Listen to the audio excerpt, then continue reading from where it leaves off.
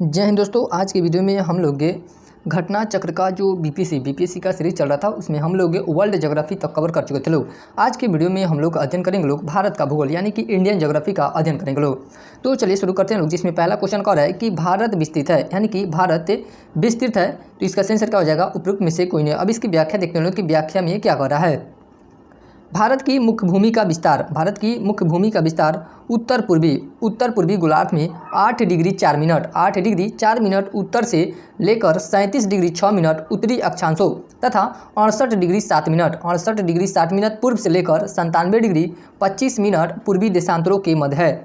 कर्क रेखा भारत के लगभग बीचों बीच से होकर गुजरती है। जो कर्क रेखा है वह भारत के लगभग बीचों बीच से होकर गुजरती है। उसके बाद अगला क्वेश्चन है दूसरा नंबर कि भारत का क्षेत्रफल संसार के क्षेत्रफल का 2.4% है। कितना है? 2.4%। परंतु इसकी संपूर्ण मानव जाति का 17% जनसंख्या है। भारत का क्षेत्रफल लगभग 32,87,263 वर्ग किलोमीटर है, जो संसार के समस्त क्षेत्रफल के स्थलीय भाग का लगभग 2.4% है। कितना है? 2.4% है। जबकि भारत में संपूर्ण विश्व का लगभग 16.51% जनसंख्या निवास कर रही थी। 1990 की जनसंख्या के आधार पर, यानी कि जो यह परसेंटेज दिया गया है यह किस जनसंख्या के आधार पर दिया गया है? तो 1990 की जनसंख्या के आधार पर दिया गया है। अतः निकटतम सही उत्तर विकल्प बी है। जबकि वर्तमान संदर्भ में लगभग 17.5%, यानी कि जो यह आंकड़ा 17.5% का है, यह वर्ष 2011 की जनगणना के अंतिम आंकड़ों के अनुसार यह दिया गया है। उसके बाद है कि भारतीय प्रमाणिक समय IST और ग्रीनविच माध्य समय GMT में अंतर पाया जाता है। तो कितना अंतर पाया जाता है? तो 5.5 घंटे का अंतर पाया जाता है। कितना? 5.5 घंटे का अंतर पाया जाता है। भारतीय मानक समय इंडियन स्टैंडर्ड टाइम्स यानी कि IST 82 डिग्री 30 मिनट पूर्वी देशांतर से लिया गया है। यह देशांतर रेखा प्रयागराज के निकट नैनी से होकर गुजरती है। कहाँ से? नैनी से होकर गुजरती है। भारतीय मानक समय यानी कि IST ग्रीनविच माध्य समय GMT से 5.5 घंटा यानी कि 5 घंटा 30 मिनट 5.5 घंटा आगे है। भारत और चीन के बीच सीमा रेखा को क्या कहा जाता है? तो इसे मैकमोहन रेखा कहा जाता है। क्या कहा जाता है? मैकमोहन रेखा कहा जाता है। भारत और चीन के बीच सीमा रेखा को मैकमोहन या मैकमाहोन रेखा कहा जाता है। इस सीमा रेखा का निर्धारण सर हेनरी मैकमोहन के द्वारा किया गया था। 5वां नंबर क्वेश्चन कर रहा है कि निम्नलिखित देशों में से किसकी भारत के साथ सबसे अधिक लंबी सीमा है? तो बांग्लादेश के साथ, यानी कि जो बांग्लादेश है वह भारत के साथ अपनी सबसे ज़्यादा लंबी सीमा साझा करता है। भारत की सबसे लंबी सीमा बांग्लादेश के साथ लगती है, जिसकी लंबाई लगभग 4096 किलोमीटर। कितना है? 4096 किलोमीटर है। असम, पश्चिम बंगाल, मिजोरम, मेघालय और त्रिपुरा ऐसे भारतीय राज्य हैं जो बांग्लादेश के साथ सीमा साझा करते हैं। 6वां नंबर क्वेश्चन कर रहा है कि निम्नलिखित नगरों में से कौन सा नगर कर्क रेखा के उत्तर में अवस्थित है? तो आइजोल हो जाएगा। इसका आंसर क्या हो जाएगा? आइजोल। दिए गए नगरों में आइजोल यानी कि मिजोरम नगर कर्क रेखा के उत्तर में स्थित है। कहाँ पे स्थित है? तो यह उत्तर में स्थित है। जबकि भोपाल यानी कि भोपाल मध्य प्रदेश में है, एवं रांची जो झारखंड में है, कर्क रेखा के दक्षिण में स्थित नगर है। अगला क्वेश्चन है कि भारत के कितने राज्यों की सामान्य सीमा कॉमन बॉर्डर पाकिस्तान एवं बांग्लादेश के साथ है? तो उपरोक्त में से कोई नहीं इसका आंसर हो जाएगा। उपरोक्त में से कोई नहीं। इसकी व्याख्या देखते हैं लोग कि व्याख्या में क्या कह रहा है। पाकिस्तान के साथ सीमा बनाने वाले भारतीय राज्य एवं केंद्र शासित प्रदेश जम्मू कश्मीर, लद्दाख, पंजाब, राजस्थान, गुजरात है। बांग्लादेश के साथ सीमा बनाने वाले भारतीय राज्य में असम, पश्चिम बंगाल, मिजोरम, मेघालय और त्रिपुरा हैं। अतः सही उत्तर विकल्प ई है। हुंड्रू जलप्रपात निर्मित है। हुंड्रू जलप्रपात निर्मित है, तो यह स्वर्णरेखा या स्वर्णरेखा नदी पे, किस नदी पे? स्वर्णरेखा या स्वर्णरेखा नदी पे। हुंड्रू प्रपात रांची से 45 किलोमीटर दूरी पर स्वर्णरेखा नदी पर स्थित है। इसकी ऊंचाई 320 फीट। इसकी ऊंचाई कितनी है? तो 320 फीट लगभग 98 मीटर है। अगला क्वेश्चन है कि भारत की सर्वोच्च चोटी है, भारत की सर्वोच्च चोटी कौन सी है? तो गॉडविन ऑस्टिन है, गॉडविन ऑस्टिन है और यह वर्तमान समय में पीओके में स्थित है। कहाँ पे स्थित है? पीओके में। हिमालय पर्वत श्रेणी के पर्वतों की ऊंचाइयां एवं संबंधित देश इस प्रकार हैं। माउंट एवरेस्ट, इसकी ऊंचाई कितनी है? तो 8,848.86 मीटर और यह इसकी अवस्थिति की बात किया जाए तो यह नेपाल में स्थित है। उसके बाद है गॉडविन ऑस्टिन, इसे K2 के नाम से भी जाना जाता है। गॉडविन ऑस्टिन को K2 के नाम से भी जाना जाता है और इसकी ऊंचाई 8,611 मीटर है और यह भारत में स्थित है, यानी कि पीओके में स्थित है। उसके बाद है कंचनजंगा, इसकी ऊंचाई 8,598 मीटर है और भारत नेपाल दोनों देश में स्थित है। मैकालू या मकालू, इसकी ऊंचाई 8,463 मीटर है जो नेपाल में स्थित है। स्पष्ट है कि गॉडविन ऑस्टिन भारत की सर्वोच्च पर्वत चोटी है। यह भारत के केंद्रशासित प्रदेश लद्दाख में स्थित है। इस क्षेत्र पर पाकिस्तान का अवैध कब्जा यानी कि पीओके में। अगला क्वेश्चन है कि हिमालय में हिमरेखा निम्न के बीच होती है, तो किसके बीच होती है? तो 4300 से लेकर 6000 मीटर पूर्व में है। हिमालय के विभिन्न भागों में हिमरेखा यानी कि स्नोलाइन की ऊंचाइयां भिन्न पाई जाती है, परंतु औसत हिमरेखा की ऊंचाइयां उत्तरी भाग पर 5500 से लेकर कितना? 5500 से लेकर 6000 मीटर और महान हिमालय के दक्षिणी भाग पर 4500 से लेकर 6000 मीटर पाई जाती है। इसी प्रकार पश्चिमी हिमालय की औसत हिमरेखा 5800 मीटर तथा पूर्वी हिमालय में 4300 मीटर पाई जाती है। हिमालय का पर्वतीय पदीय प्रदेश है। अगला क्वेश्चन है कि हिमालय का पर्वतीय पदीय प्रदेश है तो कौन हो जाएगा? शिवालिक हो जाएगा। इसका सही आंसर क्या हो जाएगा? शिवालिक। हिमालय का पर्वत पदीय प्रदेश शिवालिक के श्रेणी के दक्षिणी भाग पर स्थित है। शिवालिक हिमालय की सबसे दक्षिणी पर्वत श्रेणी है। जो शिवालिक है वह हिमालय की सबसे दक्षिणी पर्वत श्रेणी है। शिवालिक के दक्षिण में भाबर का मैदान है जिसे शिवालिक का पर्वतपदीय प्रदेश माना जाता है।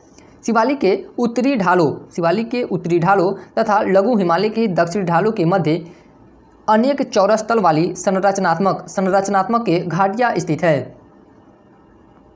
उसके बाद है 12 नंबर क्वेश्चन की शिवालिक श्रेणी का निर्माण हुआ है। शिवालिक श्रेणी का निर्माण कब हुआ है? तो सेनोजोइक काल में हुआ है। किस काल में? सेनोजोइक काल में शिवालिक के श्रेणी का निर्माण हुआ है।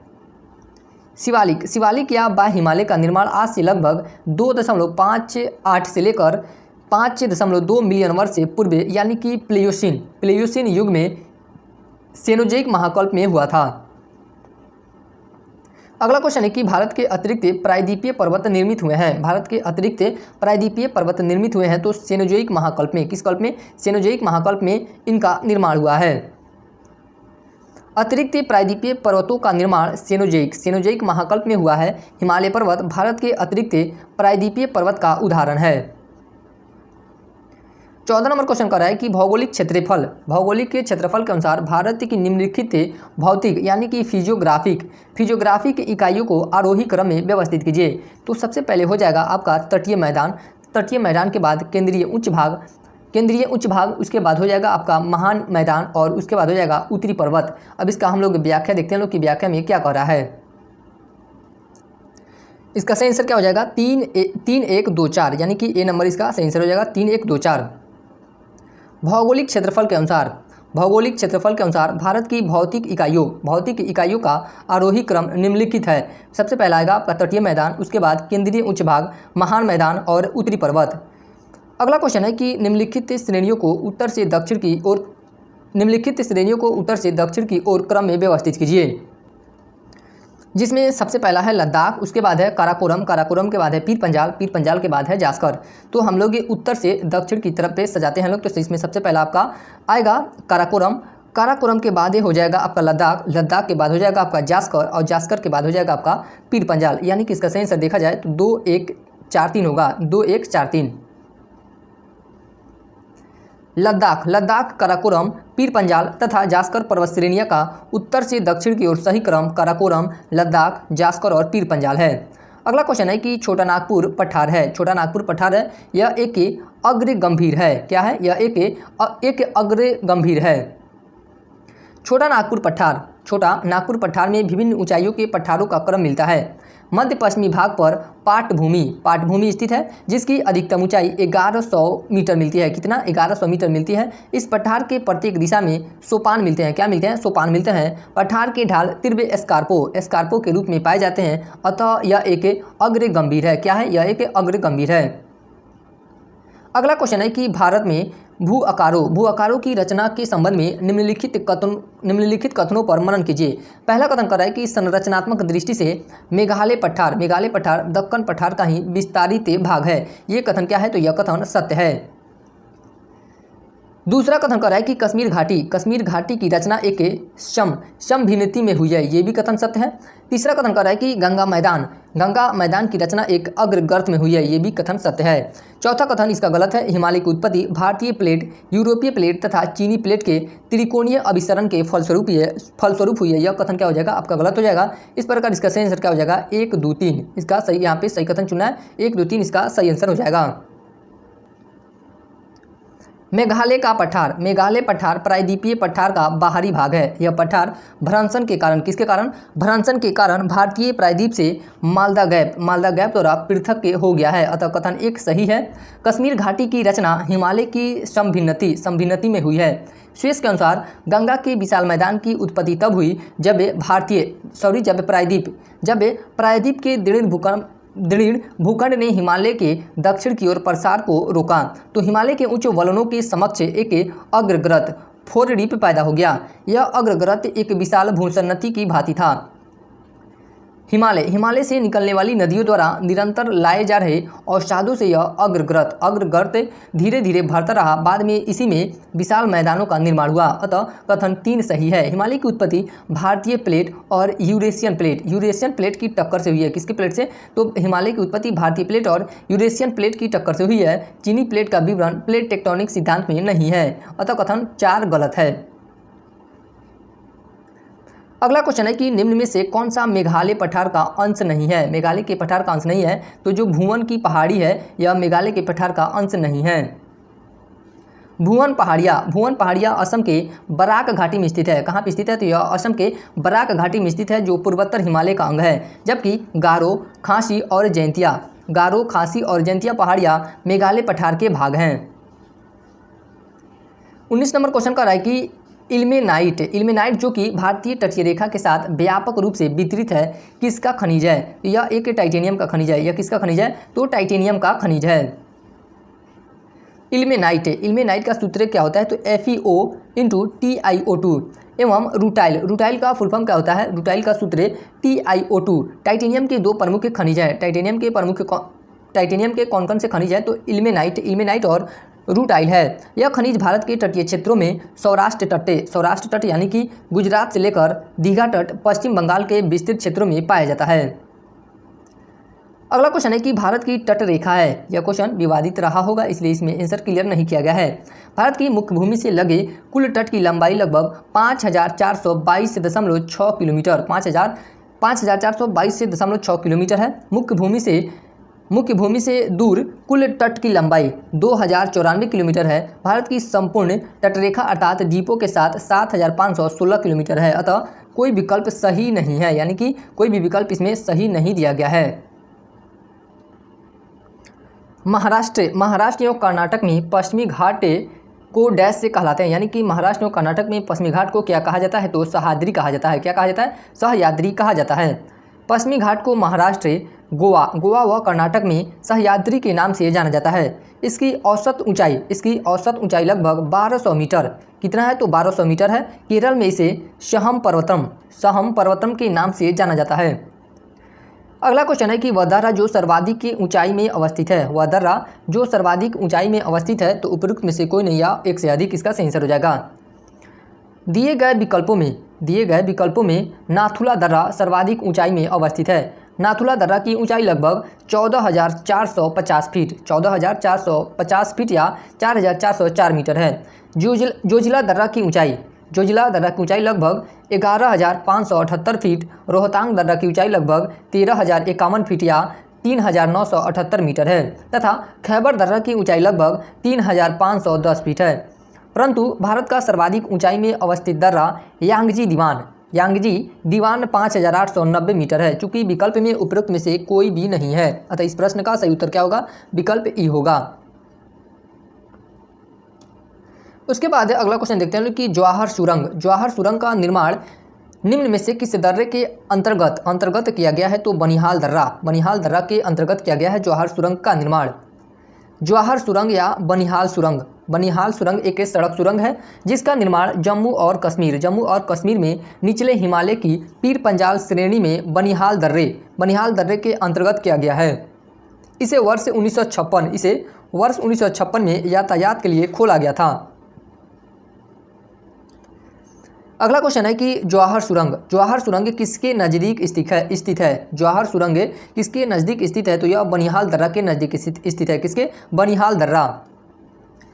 जवाहर सुरंग जम्मू कश्मीर में बनिहाल दर्रा के नज़दीक स्थित है। इसे बनिहाल सुरंग भी कहा जाता है। इसे क्या कहा जाता है? इसे बनिहाल सुरंग भी कहा जाता है। यह बनिहाल और कांजी कुंड पर स्थित है। उसके बाद अगला क्वेश्चन देखते हैं लोग कि 25 नंबर क्वेश्चन है, लक्षद्वीप टापू अवस्थित है। अगला क्वेश्चन है कि लक्षद्वीप टापू अवस्थित है, तो यह दक्षिण पश्चिम भारत में कहाँ पे स्थित है? तो दक्षिण पश्चिम भारत में अवस्थित है। लक्षद्वीप अरब सागर में द्वीपों का समूह है। यह भारत का केंद्र शासित प्रदेश भी है। यह क्या है? तो यह भारत का केंद्र शासित प्रदेश भी है। इसका कुल क्षेत्रफल 32 वर्ग किलोमीटर है। इसका कुल क्षेत्रफल कितना है? तो 32 वर्ग किलोमीटर है। लक्षद्वीप के अधिकांश द्वीप प्रवाल उत्पत्ति के हैं। लक्षद्वीप समूह में द्वीपों की कुल संख्या 36 है। ये लाइन इंपॉर्टेंट है कि लक्षद्वीप समूह में द्वीपों की कुल संख्या कितनी है? तो 36 है, जबकि इनमें से केवल 10 ही आबाद है। यानी कि यहाँ पे 10 से ऐसे द्वीप है जिस पे लोग रहते हैं। लक्षद्वीप के सबसे उत्तरी द्वीप को चेटलट और सबसे दक्षिणी द्वीप को मिनिकॉय कहते हैं। लक्षद्वीप के सबसे उत्तरी द्वीप को चेटलट और सबसे दक्षिणी द्वीप को मिनिकॉय कहते हैं। मिनिकॉय शेष द्वीपों से 9 डिग्री चैनल द्वारा पृथक होता है। कावारती लक्षद्वीप की राजधानी है। लक्षद्वीप की राजधानी क्या है? तो कावारती है, जो कावारती द्वीप पर ही स्थित है। उसके बाद अगला क्वेश्चन देखते हैं लोग कि द्वीपों का समूह लक्षद्वीप है, तो यह प्रवाल उत्पत्ति का प्रवाल उत्पत्ति का है। लक्षद्वीप में कितने द्वीप हैं? तो लक्षद्वीप में 36 द्वीप हैं। कितने द्वीप हैं? 36 द्वीप हैं।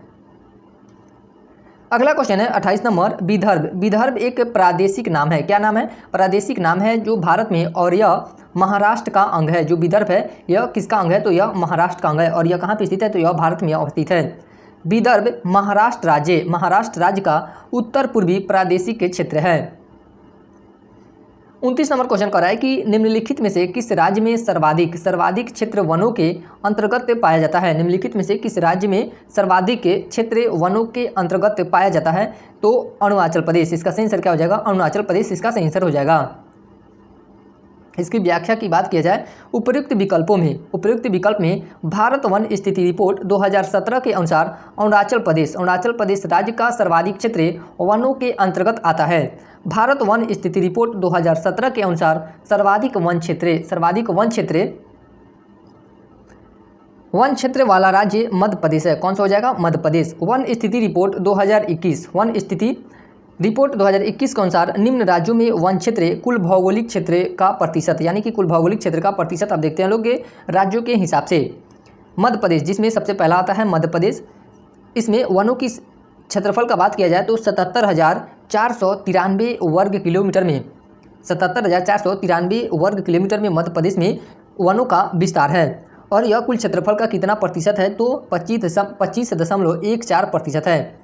उसके बाद है अरुणाचल प्रदेश में 66,431 वर्ग किलोमीटर वनों का विस्तार है। और यह यहाँ का कुल क्षेत्रफल यानी कि अरुणाचल प्रदेश का कुल क्षेत्रफल का 79.33% है। उसके बाद है छत्तीसगढ़ 55,717 वर्ग किलोमीटर और 41.21% कुल क्षेत्रफल का हिस्सा है वनों का। चौथा है उड़ीसा। चौथा स्टेट की बात किया जाए तो उड़ीसा हो जाएगा 52,156 वर्ग किलोमीटर में वनों का फैलाव है। और कुल प्रतिशत की बात किया जाए यानी कि उड़ीसा का कुल क्षेत्रफल का कितना हिस्सा पर वन है? तो 33.50%। उसके बाद महाराष्ट्र आता है 50,798 वर्ग किलोमीटर, जो इसका कुल क्षेत्रफल का 16.51% है। 30 नंबर क्वेश्चन क्या कर रहा है कि निम्नलिखित निम्नलिखित किस पहाड़ी पर पूर्वी घाट पश्चिमी घाट से मिलता है? तो नीलगिरी पहाड़ी। इसका सही आंसर क्या हो जाएगा? नीलगिरी पहाड़ी।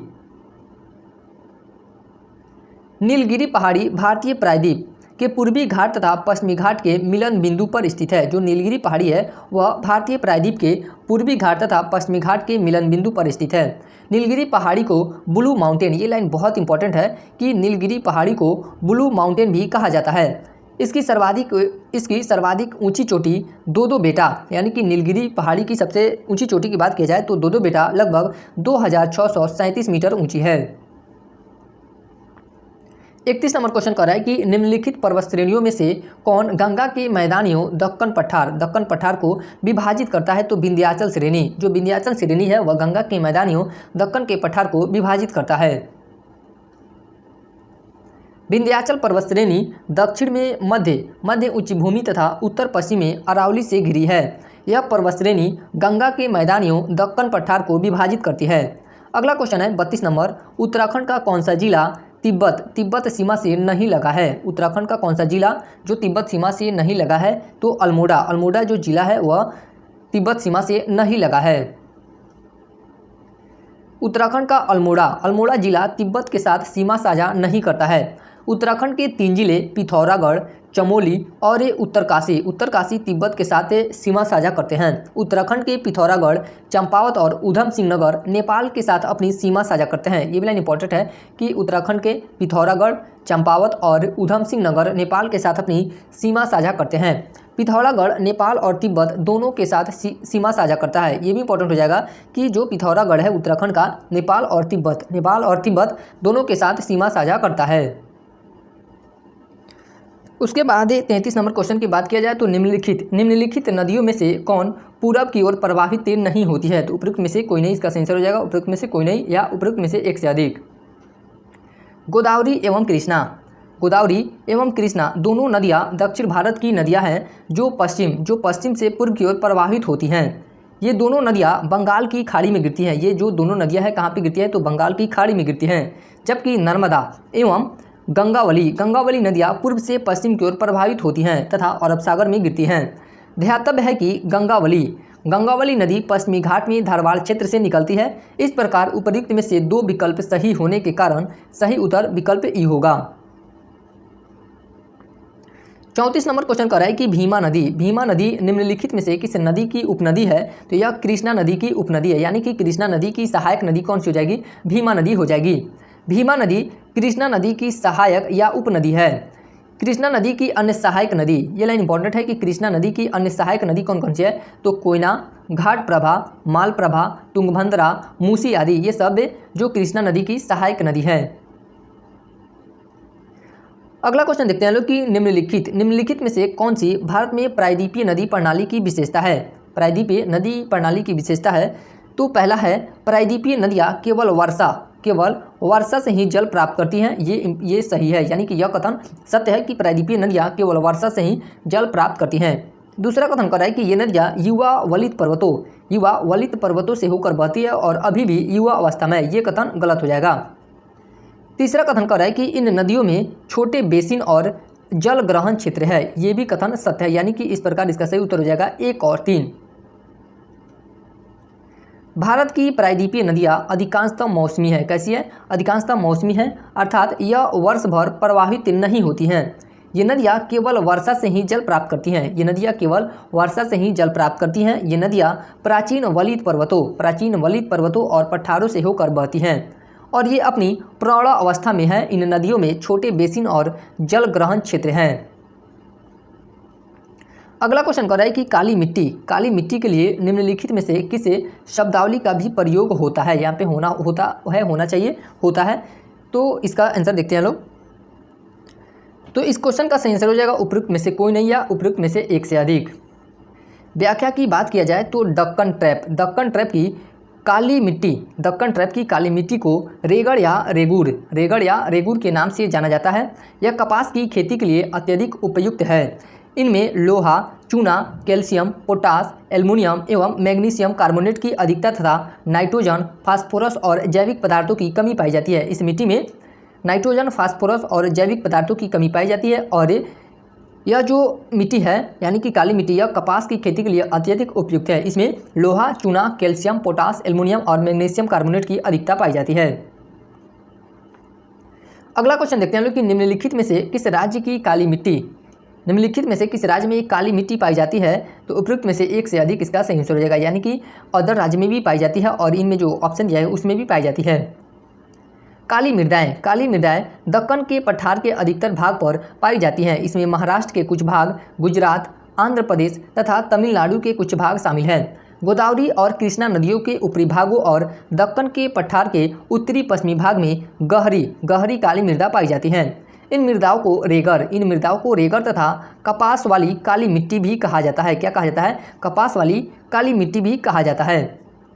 आमतौर पर काली मृदाएं मृण्मय, गहरी और अपारगम्य होती हैं। कैसी होती है? तो मृण्मय, गहरी और अपारगम्य होती हैं। ये मृदाएं गीली होने पर फूल जाती हैं और चिपचिपी हो जाती हैं। सूखने पर ये सिकुड़ जाती हैं। इन्हें स्वतः जुताई मृदा भी कहते हैं। इन्हें किस नाम से और जाना जाता है? तो इन्हें स्वतः जुताई मृदा भी कहते हैं। नमी के धीमे अवशोषण और नमी के क्षय की इस विशेषता के कारण काली मृदा में एक लंबी अवधि तक नमी बनी रहती है।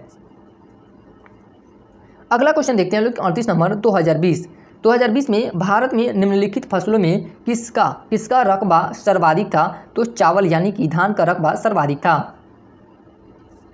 वर्ष 2020 में भारत में उगाई जाने वाली फसलों में चावल का रकबा सर्वाधिक था। वर्ष 2021-22 में भारत में चावल के 3 शीर्ष उत्पादक राज्यों में पश्चिम बंगाल, उत्तर प्रदेश एवं पंजाब का स्थान है। यानी कि 2021-22 की बात किया जाए तो उसमें सबसे अधिक धान या चावल उत्पादन करने वाले राज्य कौन कौन से हैं? तो पश्चिम बंगाल है सबसे पहला स्थान पे, दूसरे स्थान पे उत्तर प्रदेश और तीसरे स्थान पे पंजाब हो जाएगा। वैश्विक स्तर पर चावल के उत्पादन में चीन के बाद भारत का दूसरा स्थान है। यानी कि विश्व स्तर पर बात किया जाए तो भारत का चावल उत्पादन या धान उत्पादन में कौन सा स्थान है? तो दूसरा स्थान है। 39 नंबर क्वेश्चन कर रहा है कि निम्नलिखित राज्यों में से किसमें तांबा अयस्क का सबसे बड़ा भंडार है? तो राजस्थान में। किसका? राजस्थान में तांबा अयस्क का सबसे बड़ा भंडार है। भारत में ताम्र अयस्क का सबसे बड़ा भंडार राजस्थान में है। कहाँ पे है? राजस्थान में है। इसके पश्चात क्रमशः झारखंड एवं मध्य प्रदेश का स्थान है। यानी कि राजस्थान के बाद झारखंड और मध्य प्रदेश का, दूसरा स्थान झारखंड का और तीसरा स्थान मध्य प्रदेश का है। कुल ताम्र अयस्क भंडार का लगभग 92.10% हिस्सा इन्हीं 3 राज्यों में है।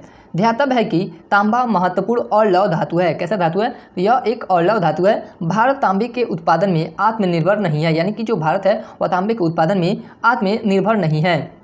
अगला क्वेश्चन है 40 नंबर पूर्वी उत्तर प्रदेश एवं बिहार के भाग निम्नलिखित मैदानों में से किसमें सम्मिलित है? किसमें सम्मिलित है? तो मध्य गंगा के मैदान में सम्मिलित है। पूर्वी उत्तर प्रदेश एवं बिहार के भाग मध्य गंगा मैदान में सम्मिलित है। किसमें? मध्य गंगा मैदान में सम्मिलित है। अगला क्वेश्चन है कि निम्नलिखित में से कौन सा उद्योग का केंद्र है? तो जो भीलवाड़ा है यह उद्योग का केंद्र है। भीलवाड़ा किसका केंद्र है? यह उद्योग का केंद्र है। दिए गए विकल्पों में भीलवाड़ा वस्त्र उद्योग का केंद्र है। ध्यातव्य है कि भीलवाड़ा राजस्थान राज्य का एक शहर है। भीलवाड़ा किस जगह का एक शहर है? तो यह राजस्थान राज्य का एक शहर है। 42 नंबर क्वेश्चन देखते हैं लोग कि निम्नलिखित संघ राज्य क्षेत्रों में से किसमें सबसे कम क्षेत्र वनाच्छादित है? यानी कि सबसे कम वन पाया जाता है तो चंडीगढ़ में। सबसे कम वन पाया जाता है कहाँ पे? तो चंडीगढ़ में। भारत वन स्थिति रिपोर्ट 2021 के अनुसार उपर्युक्त संघ शासित प्रदेशों में सबसे कम वनावरण चंडीगढ़ 22.88 वर्ग किलोमीटर है। यानी कि वन का विस्तार कितना है? तो 22.88 वर्ग किलोमीटर है। जबकि पुदुचेरी में 53.30 वर्ग किलोमीटर है। दादरा एवं नगर हवेली और दमन और दीव में 227.75 वर्ग किलोमीटर है तथा लक्षद्वीप में 27.10 वर्ग किलोमीटर में वनावरण चंडीगढ़ से ज़्यादा है। उसके बाद अगला क्वेश्चन है सोमेश्वर श्रेणी निम्नलिखित पर्वत श्रेणियों में से किसका एक भाग है? तो यह शिवालिक श्रेणी का भाग है। किसका भाग है? शिवालिक श्रेणी का भाग है। सोमेश्वर श्रेणी शिवालिक श्रेणी या बाह्य उप हिमालय का एक भाग है। ध्यातव्य है कि हिमालय को निर्माण के आयु के आधार पर ध्यातव्य है कि हिमालय को निर्माण के आयु के आधारियों वलय की तीव्रता के आधार पर चार समानांतर संरचनात्मक क्षेत्रों में बांटा जा सकता है। पहला है ट्रांस हिमालय तिब्बत का क्षेत्र में अवस्थित है। बृहत हिमालय, महान हिमालय इसे कहा जाता है। बृहत हिमालय को महान हिमालय भी कहा जाता है और यह जो ट्रांस हिमालय इसे तिब्बत का क्षेत्र भी कहा जाता है। लघु हिमालय को मध्य हिमालय भी कहा जाता है। बाह्य या उप हिमालय को शिवालिक हिमालय भी कहा जाता है, यानी कि शिवालिक पर्वत श्रेणी। अगला क्वेश्चन है कि कन्याकुमारी से सटी पहाड़ियाँ हैं। तो कन्याकुमारी से सटी कौन सी पहाड़ियाँ हैं? तो कार्डेमम की पहाड़ियाँ यह कन्याकुमारी से सटी हुई हैं। पश्चिमी घाट पर्वत हिमालय के बाद भारत की दूसरी सबसे लंबी पर्वत श्रेणी है। पश्चिमी घाट पर्वत हिमालय के बाद भारत की दूसरी सबसे लंबी पर्वत श्रेणी है। इसकी लंबाई करीब 1500 किलोमीटर है। इसे सह्याद्री के नाम से भी जाना जाता है। नीलगिरी पहाड़ी एक स्थलीकृत घाट है जहाँ पूर्वी घाट एवं पश्चिमी घाट पर्वत मिलते हैं। कहाँ पे? नीलगिरी पहाड़ी पे। नीलगिरी का सर्वोच्च शिखर दो बेटा है। क्या है? दोदा बेटा है, जो दक्षिण भारत का दूसरा सर्वोच्च शिखर है। दक्षिण भारत का सर्वोच्च शिखर अन्नाईमुड़ी या अन्नामलाई पर्वत में है। कहाँ पे? दक्षिण भारत का सर्वोच्च शिखर अन्नाईमुड़ी या अन्नामलाई पर्वत में है। यह नीलगिरी के दक्षिण में स्थित है। अन्नामलाई के दक्षिण में कार्डेमम या इलायची की पहाड़ियाँ हैं जो कन्याकुमारी के नज़दीक स्थित हैं। उसके बाद अगला क्वेश्चन है 45 नंबर, क्षेत्रफल के क्रम में भारत के 3 बड़े राज्य हैं। कौन कौन से? तो सबसे पहला आपका हो जाएगा राजस्थान के बाद मध्य प्रदेश के बाद महाराष्ट्र। इसका आंसर क्या हो जाएगा? ए नंबर। क्षेत्रफल की दृष्टि से भारत के 3 बड़े राज्य इस प्रकार हैं। तो सबसे पहला है आपका राजस्थान। इसका क्षेत्रफल की बात किया जाए तो 3,42,239 वर्ग किलोमीटर में राजस्थान फैला हुआ है। दूसरे स्थान पे आता है हमारा मध्य प्रदेश, जो 3,08,252 वर्ग किलोमीटर में फैला हुआ है। तीसरे स्थान पे है महाराष्ट्र का। तीसरा स्थान किसका है? तो महाराष्ट्र का 3,07,713 वर्ग किलोमीटर में महाराष्ट्र फैला हुआ है। 46 नंबर क्वेश्चन कर रहा है कि भारत में जनसंख्या के अनुसार तीसरा एवं क्षेत्रफल में 12वां राज्य है तो बिहार है। क्षेत्रफल के हिसाब से बिहार का स्थान 12वां है और जनसंख्या के आधार पे तीसरा स्थान है। बिहार जनसंख्या की दृष्टि से भारत का तीसरा बड़ा राज्य तथा क्षेत्रफल की दृष्टि से 12वां बड़ा राज्य था। तेलंगाना के गठन के बाद क्षेत्रफल की दृष्टि से बिहार का स्थान 13वां हो गया था, परंतु जम्मू कश्मीर के पुनर्गठन के पश्चात बिहार का स्थान पुनः 12वां हो गया है। अगला क्वेश्चन है कि 47 नंबर के भारत के निम्नलिखित भागों में द्रविड़ियन प्रजाति मुख्यतः कहाँ संकेंद्रित है? तो यह दक्षिण भारत में। कहाँ पे? दक्षिण भारत में ये पाई जाती है। द्रविड़ियन प्रजाति मुख्य रूप से भारत के दक्षिणी भाग में संकेंद्रित है। ये द्रविड़ भाषा परिवार से संबंधित है। इनमें तमिल, कन्नड़, मलयालम, तेलुगु और तुलु प्रमुख हैं। द्रविड़ियन प्रजाति के लोग मध्य भारत तथा दक्षिण पूर्वी भारत में भी बिखरे हुए हैं। अगला क्वेश्चन है 48 नंबर की निम्नलिखित में से किस राज्य में जनजातीय समुदाय की पहचान नहीं की गई है? निम्नलिखित में से किस राज्य में जनजातीय समुदाय की पहचान नहीं की गई है? तो हरियाणा में। इसका सही आंसर क्या हो जाएगा? हरियाणा। वर्ष 2011 की जनगणना के अनुसार पंजाब, हरियाणा, चंडीगढ़, दिल्ली तथा पुदुचेरी में जनजातीय समुदाय की पहचान नहीं की गई है। अगला क्वेश्चन है कि भील जाति कहाँ पाई जाती है? तो यह महाराष्ट्र में पाई जाती है। कहाँ पाई जाती है? तो यह महाराष्ट्र में पाई जाती है। भील जनजाति भारत के गुजरात, मध्य प्रदेश, छत्तीसगढ़, महाराष्ट्र, आंध्र प्रदेश, कर्नाटक, त्रिपुरा एवं राजस्थान प्रांतों में पाई जाती है। अगला क्वेश्चन है कि निम्नलिखित में से जनजाति और राज्य की कौन सी जोड़ी सही नहीं है? तो जो यह टोडा है, टोडा केरल, यह इसका सही उत्तर हो जाएगा, यानी कि यह सही नहीं है। बाकी यह सही है। भील गुजरात में पाई जाती है, गद्दी हिमाचल प्रदेश में, कोटा तमिलनाडु में।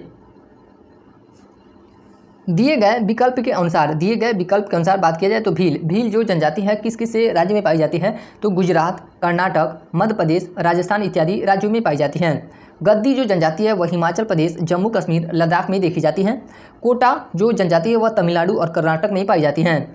टोडा तमिलनाडु कर्नाटक में देखी जाती है। अतः टोडा तमिलनाडु की जनजाति है। अतः जो टोडा है वह कहाँ की जनजाति है? तो तमिलनाडु की जनजाति है।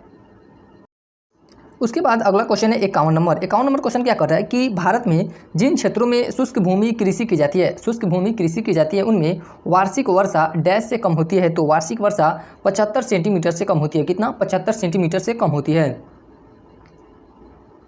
शुष्क एवं अर्ध शुष्क एवं अर्ध शुष्क भाग जहां औसत वार्षिक वर्षा 75 सेंटीमीटर से कम होती है, वहां की जाने वाली खेती शुष्क भूमि कृषि कहलाती है। वहाँ की जाने वाली खेती क्या कहलाती है? तो शुष्क भूमि कृषि कहलाती है। भारत में प्रायद्वीपीय पठार के वृष्टि छाया प्रदेश में शुष्क कृषि की जाती है। ये लाइन इंपॉर्टेंट है कि जो शुष्क कृषि है वह भारत के किस क्षेत्र में की जाती है? तो भारत के प्रायद्वीपीय पठार के वृष्टि छाया प्रदेश में। अगला क्वेश्चन है कि थार मरुस्थल की सिंचाई करने वाली इंदिरा गांधी नहर का उद्गम स्थल है। तो इसका उद्गम स्थल की बात किया जाए तो हरिके बैराज है। कौन सा है? हरिके बैराज। इंदिरा गांधी नहर हरिके बैराज यानी कि हरिके बांध पंजाब से निकलती है तथा राजस्थान के थार मरुस्थल में जाकर लगभग समाप्त हो जाती है। यह नहर राजस्थान के बाड़मेर, बीकानेर, चूरू, जैसलमेर, जोधपुर तथा श्री गंगानगर जिलों से होकर बहती है। अगला क्वेश्चन है कि भारत के निम्नलिखित क्षेत्रों में से कहाँ उष्णकटिबंधीय आर्द्र सदाबहार वन नहीं उगते हैं? यहाँ पे क्या पूछ रहा है कि नहीं उगते हैं? तो पूर्वी घाट में उष्णकटिबंधीय आर्द्र सदाबहार वन नहीं उगते, यानी कि पश्चिमी घाट, अंडमान द्वीप और उत्तर पूर्वी क्षेत्र में यह वन उगते हैं। आर्द्र उष्णकटिबंधीय सदाबहार वनों का विकास पश्चिमी घाट के पश्चिमी ढाल पर केरल, कर्नाटक, उत्तर पूर्वी पहाड़ियों तथा अंडमान निकोबार द्वीप समूह पर हुआ है, परंतु इसका विकास पूर्वी घाट पर नहीं हुआ है। कहाँ पे नहीं हुआ है? तो पूर्वी घाट पे नहीं हुआ है। इन वनों की शुद्ध प्राथमिक उत्पादकता भी सर्वाधिक होती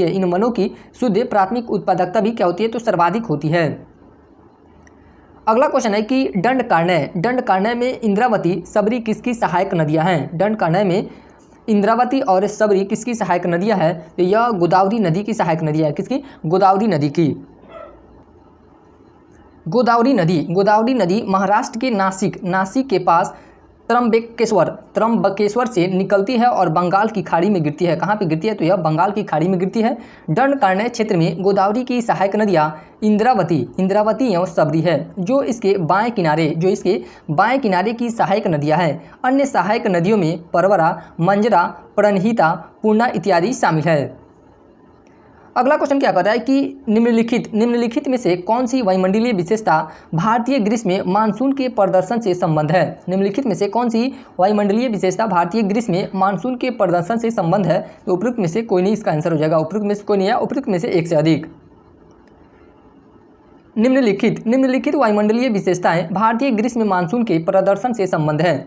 तो पहला हो जाएगा उष्णकटिबंधीय पूर्वी जेट स्ट्रीम, दूसरा हो जाएगा अंत उष्णकटिबंधीय अभिसरण क्षेत्र यानी कि ITCZ का खिसकना, तिब्बती उच्च लाल नीना, ये सब क्या है? तो यह वायुमंडलीय विशेषता भारतीय ग्रीष्म मानसून के प्रदर्शन से संबंध है। ये जो जितना दिया गया है ये सब इससे संबंधित हैं।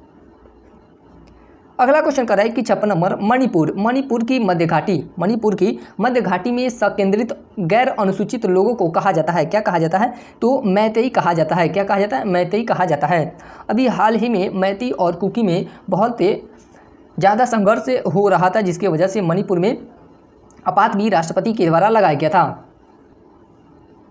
मणिपुर की मध्य घाटी में संकेंद्रित गैर अनुसूचित लोगों को मैतेई कहा जाता है। क्या कहा जाता है? तो मैतेई कहा जाता है। इनके द्वारा राज्य की अनुसूचित जनजातियों की सूची में शामिल करने की मांग की जा रही है। कुकी एक जातीय समूह है। कुकी क्या है? तो यह एक जातीय समूह है जिसमें मूल रूप से मणिपुर, मिजोरम एवं असम जैसे पूर्वोत्तर राज्यों में रहने वाली कई जनजातियाँ शामिल है। अगला क्वेश्चन देखते हैं लोग कि लीखा पानी हिमनद भारत के निम्नलिखित में से किस राज्य में स्थित है? तो यह अरुणाचल प्रदेश में स्थित है। किस राज्य में स्थित है? तो यह अरुणाचल प्रदेश में स्थित है लीखा पानी हिमनद। लीखा पानी हिमनद भारत के अरुणाचल प्रदेश राज्य में और म्यांमार सीमा पर स्थित है। कहाँ पर स्थित है? तो भारत के अरुणाचल प्रदेश और म्यांमार सीमा पर स्थित है। सिक्किम राज्य में प्रमुख रूप से दो दर्रे, पहला हो जाएगा नाथुला और दूसरा हो जाएगा जेलेपला है। हिमाचल प्रदेश में प्रमुख रूप से सिपकिला, रोहतांग और बड़ा लाचला आदि दर्रे हैं। यानी कि सिपकिला, रोहतांग और बड़ा लाचला ये कहाँ के दर्रे हैं? तो हिमाचल प्रदेश में। और जो नाथुला और जलेपला है यह सिक्किम राज्य के प्रमुख दर्रे हैं। अगला क्वेश्चन देखते हैं कि मगध एवं अंग का मैदान किसके हिस्से हैं? तो यह मध्य गंगा का मैदान का हिस्सा है। जो मध्य गंगा का मैदान है उसी का मगध एवं अंग का मैदान हिस्सा है। मगध एवं अंग का मैदान मध्य गंगा के मैदान के हिस्से हैं। किसके? मध्य गंगा के मैदान के हिस्से हैं। अगला क्वेश्चन है कि जलप्रपात और नदी के निम्नलिखित जोड़ों में से कौन सा जोड़ा सही सुमेलित नहीं है? यानी कि यहाँ पे जोड़ा दिया गया और पूछ रहा है कि कौन सा जोड़ा जो है वह सुमेलित नहीं है। तो इसका सही आंसर क्या हो जाएगा? उपयुक्त में से एक से अधिक है। सही सुमेलन इस प्रकार है, यानी कि सही सुमेल किस प्रकार है? तो जोग जलप्रपात शरावती नदी पे है और कपिलधारा नर्मदा नदी पे, वहीं धुआंधार जलप्रपात नर्मदा नदी पे।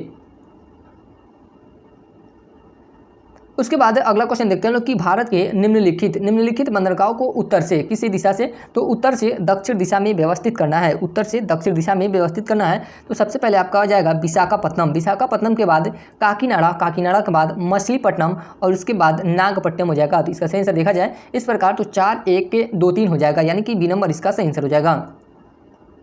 भारत के बंदरगाहों का उत्तर से दक्षिण दिशा में व्यवस्थापन इस प्रकार है: विशाखापट्टनम, काकीनाडा, मछलीपट्टनम और नागपट्टिनम। अगला क्वेश्चन है कि निम्नलिखित में से कौन सा युवा वलित पर्वत नहीं है? कौन सा युवा वलित पर्वत नहीं है? तो उपयुक्त में से एक से अधिक इसका सही आंसर हो जाएगा। वलित पर्वत वे पर्वत हैं जो पृथ्वी की परत के ऊपरी भागों में वलन के फलस्वरूप बनते हैं। ये 2 प्रकार के होते हैं। जो वलित पर्वत हैं वो कितने प्रकार के होते हैं? तो 2 प्रकार के। पहला नवीन वलित पर्वत और दूसरा प्राचीन वलित पर्वत। नवीन वलित पर्वत हिमालय, आल्प्स आदि हैं। नवीन वलित पर्वत के अंतर्गत हिमालय और आल्प्स आदि हैं, जबकि प्राचीन वलित पर्वत के अंतर्गत अरावली यानी कि भारत में स्थित है। उसके बाद अल्पेशियन उत्तरी अमेरिका और यूराल पर्वत रूस आदि है। यानी कि वलित पर्वतों के उदाहरण, प्राचीन वलित पर्वतों का उदाहरण की बात की जाए तो अरावली हो जाएगा, अल्पेशियन हो जाएगा, अपलेशियन जो उत्तरी अमेरिका में स्थित है। उसके बाद यूराल पर्वत भी प्राचीन वलित पर्वत का उदाहरण है। और नवीन वलित पर्वत का उदाहरण की बात की जाए तो यह हिमालय और आल्प्स हो जाएगा, हिमालय और आल्प्स। उसके बाद अगला क्वेश्चन है कि निम्नलिखित क्षेत्रों में किसकी न्यून हिमरेखा है? किसकी न्यून हिमरेखा है? तो आल्प्स क्षेत्र का, आल्प्स जो क्षेत्र है उसका न्यून हिमरेखा है। हिमरेखा से तात्पर्य क्या है? पहाड़ों की ऊंचाई की वह सीमा जिसके ऊपर अस्थायी बर्फ अवशय होती है, जिस कारण वहाँ कोई वनस्पति नहीं उगती है। दिए गए विकल्पों में आल्प्स क्षेत्र की हिमरेखा न्यून है। अगला क्वेश्चन है 63 नंबर कि कर्क रेखा द्वारा सर्वाधिक क्षेत्र आच्छादित है। कर्क रेखा द्वारा सर्वाधिक के क्षेत्र आच्छादित है तो मालवा का पठार, जो मालवा का पठार है वह क्षेत्र सर्वाधिक आच्छादित है। कर्क रेखा 23.5 डिग्री काल्पनिक रेखा है। यह मध्य भारत से गुजरती है। यह रेखा भारत के 8 राज्यों, भारत के कितने राज्यों से? तो 8 राज्यों से होकर गुजरती है। इसके द्वारा सर्वाधिक आच्छादित क्षेत्र मालवा का पठार है। कौन सा पठार है? तो मालवा का पठार हो जाएगा। अगला क्वेश्चन है कि निम्नलिखित नगरों में अलकनंदा एवं भागीरथी कहाँ मिलकर गंगा नदी बनाती है? तो देवप्रयाग में अलकनंदा एवं भागीरथी मिलकर गंगा बनाती है। देवप्रयाग उत्तराखंड के टिहरी गढ़वाल जिले में स्थित प्रसिद्ध तीर्थ स्थल है। यह अलकनंदा तथा भागीरथी नदियों के संगम पर स्थित है। इसी संगम स्थल के बाद इस नदी को गंगा के नाम से जाना जाता है। देवप्रयाग उत्तराखंड के 5 प्रयागों में से एक है। जो देवप्रयाग है वह उत्तराखंड के 5 प्रयागों में से क्या है? तो एक है। अगला क्वेश्चन है कि निम्नलिखित नदियों में से सबसे बड़ा जलग्रहण क्षेत्र किसका है? तो पुनानी नदी का जो जलग्रहण क्षेत्र है वह सबसे अधिक है। काली नदी पुनानी एवं पेरियार नदियों में सबसे बड़ा जलग्रहण क्षेत्र पुनानी नदी का है। किसका है? पुनानी नदी का। अगला क्वेश्चन है कि भारत में जंगबो नदी को किस नाम से जाना जाता है? तो ब्रह्मपुत्रा जो नदी है उसे जंगबो नदी के नाम से जाना जाता है। भारत में यरलिंग जंगबो नदी को ब्रह्मपुत्र नदी के नाम से जाना जाता है। यह नदी तिब्बत में सांगपो तथा बांग्लादेश में जमुना कहलाती है। ये लाइन बहुत इंपॉर्टेंट है कि जो ब्रह्मपुत्र नदी है वह तिब्बत में किस नाम से जानी जाती है, तो सांगपो नदी, और बांग्लादेश में जमुना नदी के नाम से जानी जाती है। अगला क्वेश्चन है कि तेल नदी निम्नलिखित नदियों में से किसकी सहायक नदी है, तो उपयुक्त में से कोई नहीं। इसका आंसर क्या हो जाएगा, उपयुक्त में से कोई नहीं। तेल नदी महानदी की प्रमुख सहायक नदी है। किसकी? महानदी की प्रमुख सहायक नदी है। यह उड़ीसा राज्य की प्रमुख नदी है। महानदी की अन्य सहायक नदियों में शिवनाथ, जोंक, हंसदो, ईब, मांड आदि हैं। ये किसकी सहायक नदियां हैं, तो महानदी की।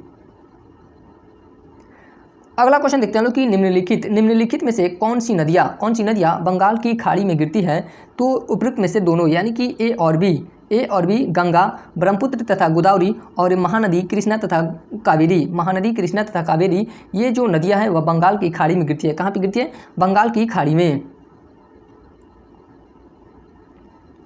गंगा, ब्रह्मपुत्र, गोदावरी, महानदी, कृष्णा, कावेरी, पेन्नार, स्वर्णरेखा तथा ब्राह्मणी बंगाल की खाड़ी में गिरने वाली प्रमुख नदियां हैं। कौन कौन सी? तो गंगा हो जाएगी, ब्रह्मपुत्र हो जाएगी, गोदावरी, महानदी, कृष्णा, कावेरी, पेन्नार, स्वर्णरेखा तथा ब्राह्मणी बंगाल की खाड़ी में गिरने वाली प्रमुख नदियां हैं। अगला क्वेश्चन है कि निम्नलिखित में से गंगा नदी घाटी का भाग कौन सी उपनदी है, तो उपयुक्त में से कोई नहीं। क्या हो जाएगा? उपयुक्त में से कोई नहीं। उत्तरी कोयल झारखंड से बहने वाली एक नदी है। क्या है? तो यह झारखंड से बहने वाली एक नदी है जो सोन नदी की एक सहायक नदी है। उत्तरी कोयल सोन नदी की एक सहायक नदी है। यह सोन नदी के दाहिने तट पर मिलती है। सोन नदी दक्षिणी भाग से गंगा नदी में मिलने वाली दूसरी सबसे बड़ी, यानी कि पहली कौन सी है, तो यमुना दूसरी सबसे बड़ी सहायक नदी है जो पटना के पास गंगा में मिलती है। दक्षिणी कोयल नदी झारखंड व उड़ीसा में प्रवाहित होती है। दक्षिण कोयल नदी उत्तरी कारो नदी के साथ मिलकर कोयल नदी के रूप में प्रवाहित होती है, जो उड़ीसा की राउरकेला के पास से वेद व्यास में शंख नदी से मिलकर ब्राह्मणी नदी के नाम से प्रवाहित होती है। उसके बाद है बराकर नदी दामोदर नदी की मुख्य सहायक नदी है। जो बराकर नदी है वह किसकी सहायक नदी है, तो यह दामोदर नदी की मुख्य सहायक नदी है जो झारखंड के कोडरमा पहाड़ से निकलकर हजारीबाग से होते हुए दामोदर नदी में मिलती है। दामोदर हुगली नदी से मिलती है। इस प्रकार बराकर और उत्तरी कोयल गंगा नदी घाटी की उपनदियां हैं। इस तरह प्रश्न का सही उत्तर विकल्प क्या हो जाएगा, तो ई हो जाएगा। सोन और गंगा नदी का संगम बिहार के किस जिला में स्थित है, तो पटना। इसका सही आंसर क्या हो जाएगा, पटना में सोन और गंगा नदी का संगम स्थित है।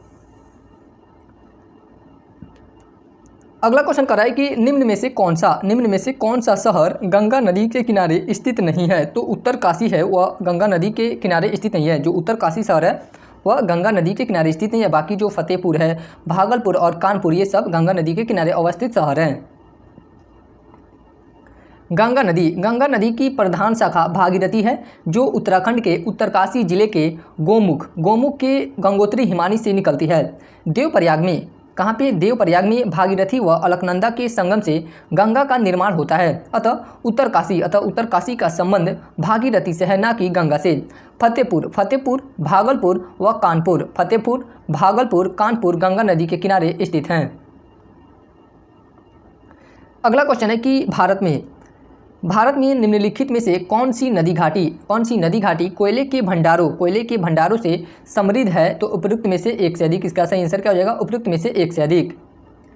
देश के लगभग 90% से अधिक कोयला भंडार और उत्पादन में गोंडवाना कोयला क्षेत्र का योगदान है। गोंडवाना तंत्र के प्रमुख कोयला क्षेत्र दामोदर घाटी कोयला क्षेत्र, सोन घाटी कोयला क्षेत्र, महानदी घाटी कोयला क्षेत्र, गोदावरी घाटी कोयला क्षेत्र, वार्धा कोयला क्षेत्र, राजमहल कोयला क्षेत्र आदि है। यानी कि ये जितने हम लोग कोयला क्षेत्र हैं ये सब किसके अंतर्गत आते हैं, तो गोंडवाना तंत्र के अंतर्गत आते हैं।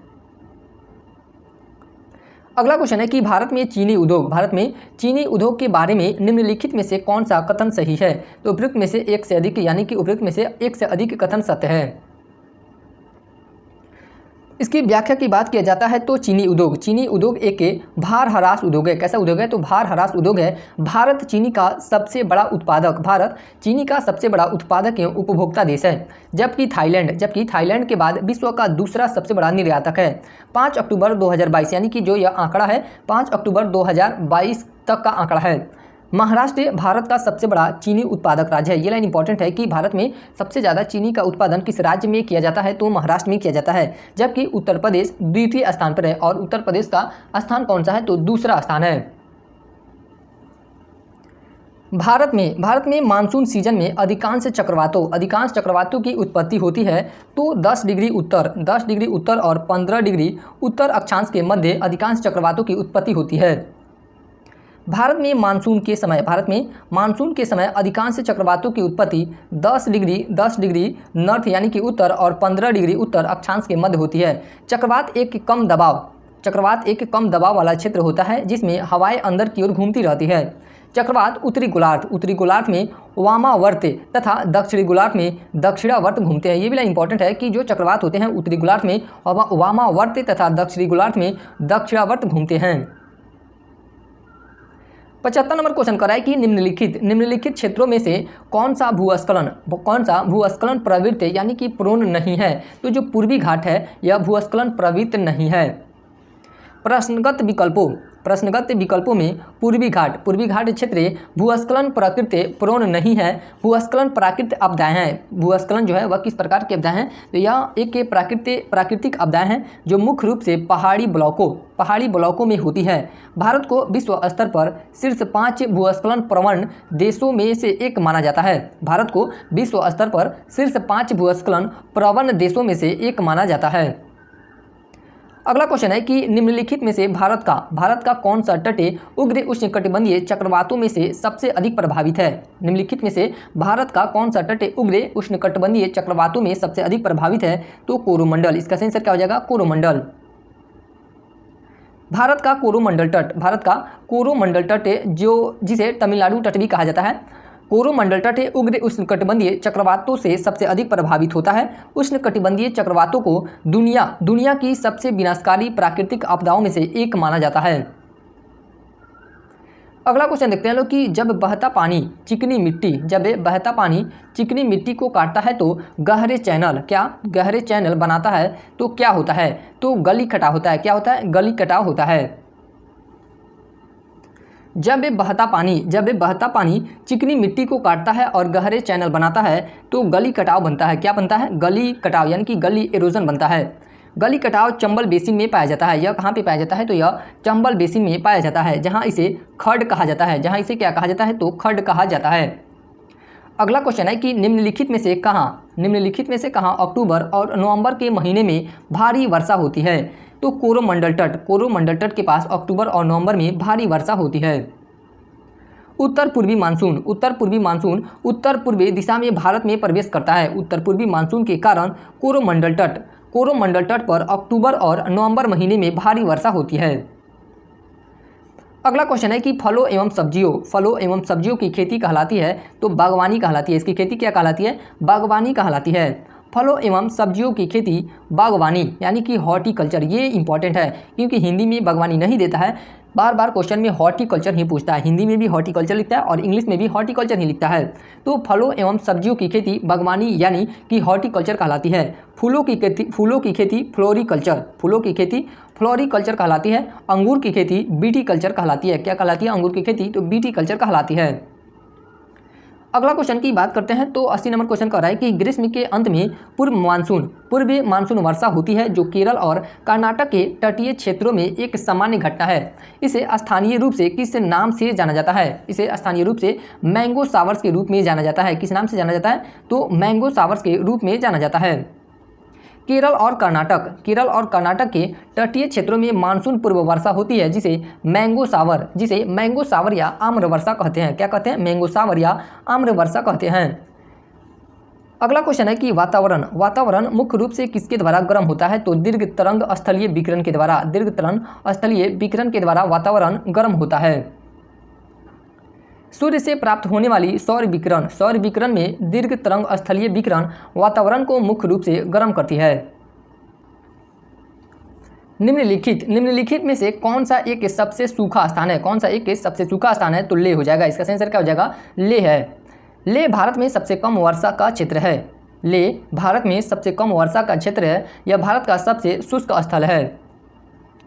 अगला क्वेश्चन कर रहा है कि अमृतसर एवं शिमला लगभग एक ही अक्षांश पर स्थित है, परंतु उनकी जलवायु में भिन्नता का कारण है। यानी कि अमृतसर और शिमला एक ही अक्षांश पर स्थित है, लेकिन दोनों की जलवायु में अंतर देखा जाता है। तो इसका कारण क्या है? तो उनकी ऊंचाई में भिन्नता के कारण जलवायु में भी भिन्नता देखी जाती है। अमृतसर 31 डिग्री 38 मिनट से लेकर 31 डिग्री 63 मिनट उत्तर एवं शिमला 30 डिग्री 45 मिनट से लेकर 31 डिग्री 44 मिनट उत्तर लगभग एक ही अक्षांश पर स्थित है, परंतु उनकी जलवायु में भिन्नता का कारण उनकी ऊंचाई में भिन्नता का होना है। अमृतसर की समुद्र तल से ऊंचाई 234 मीटर है। कितनी है? 234 मीटर है। जबकि शिमला की समुद्र तल से ऊंचाई 300 से लेकर 6000 मीटर है।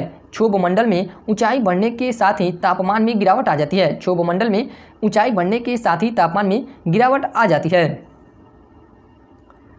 अगला क्वेश्चन कर रहा है कि दंडकारण्य क्षेत्र किस राज्य में स्थित है? तो उपरोक्त में से कोई नहीं या एक से अधिक के। दंडकारण्य भारत के मध्यवर्ती भाग में स्थित है। भारत के किस भाग में स्थित है? तो यह मध्यवर्ती भाग में स्थित है। यह मुख्यतः उड़ीसा, छत्तीसगढ़, तेलंगाना, महाराष्ट्र और आंध्र प्रदेश में फैला हुआ है। अगला क्वेश्चन कर रहा है कि भरमौर जनजातीय क्षेत्र किस प्रांत में स्थित है? तो यह हिमाचल प्रदेश में स्थित है। किसमें? तो हिमाचल प्रदेश प्रांत में स्थित है। भरमौर जनजातीय क्षेत्र हिमाचल प्रदेश में स्थित है। कहाँ पे स्थित है? तो यह हिमाचल प्रदेश के क्षेत्र में स्थित है। समन्वित जनजातीय विकास परियोजना भरमौर का मुख्यालय शिमला में है। भरमौर का मुख्यालय कहाँ पे है? तो यह शिमला में है। अगला क्वेश्चन है कि कश्मीर में पहलगाम किस नदी के किनारे बसा है? कश्मीर में जो पहलगाम है वह किस नदी के किनारे बसा है? तो वह लीदर के किनारे बसा है। किस नदी किनारे? लीदर नदी के किनारे बसा है। कश्मीर में पहलगाम लीदर नदी के किनारे बसा है। लीदर झेलम नदी की सहायक नदी है। जो लीदर है वह किस नदी की सहायक नदी है? तो झेलम नदी की सहायक नदी है। अगला क्वेश्चन है कि निम्नलिखित में से कौन सी मवेशी नस्लें राजस्थान की नहीं है? तो जो हल्लीकर है यह राजस्थान की नस्ल नहीं है। बाकी थारपारकर, राठी और मेवाती ये सब राजस्थान की नस्ल है। हल्लीकर कर्नाटक की मवेशी नस्ल है। थारपारकर, राठी एवं मेवाती राजस्थान की मवेशी नस्लें हैं। मेवाती नस्लें मेवात क्षेत्र से संबंधित है। पहले मेवात क्षेत्र में दक्षिणी दिल्ली, राजस्थान के अलवर एवं भरतपुर, उत्तर प्रदेश का मथुरा एवं हरियाणा के कुछ भाग शामिल थे। वर्तमान में मेवात हरियाणा में है। वर्तमान में मेवात कहाँ पे है? तो यह हरियाणा में है। अगला क्वेश्चन देखते हैं लोग कि निम्नलिखित में से भारत का कौन सा राज्य तांबे का सबसे बड़ा उत्पादक है? तो जो मध्य प्रदेश है वह तांबे का सबसे बड़ा उत्पादक राज्य है।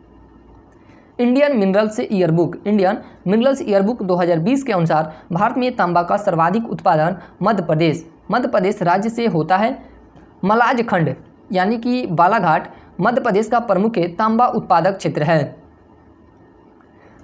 अगला क्वेश्चन कर रहा है कि 89 नंबर चंबल नदी पर राणा प्रताप सागर जल विद्युत परियोजना किस राज्य में स्थित है? तो यह राजस्थान में स्थित है। किस राज्य में स्थित है? तो यह राजस्थान में स्थित है।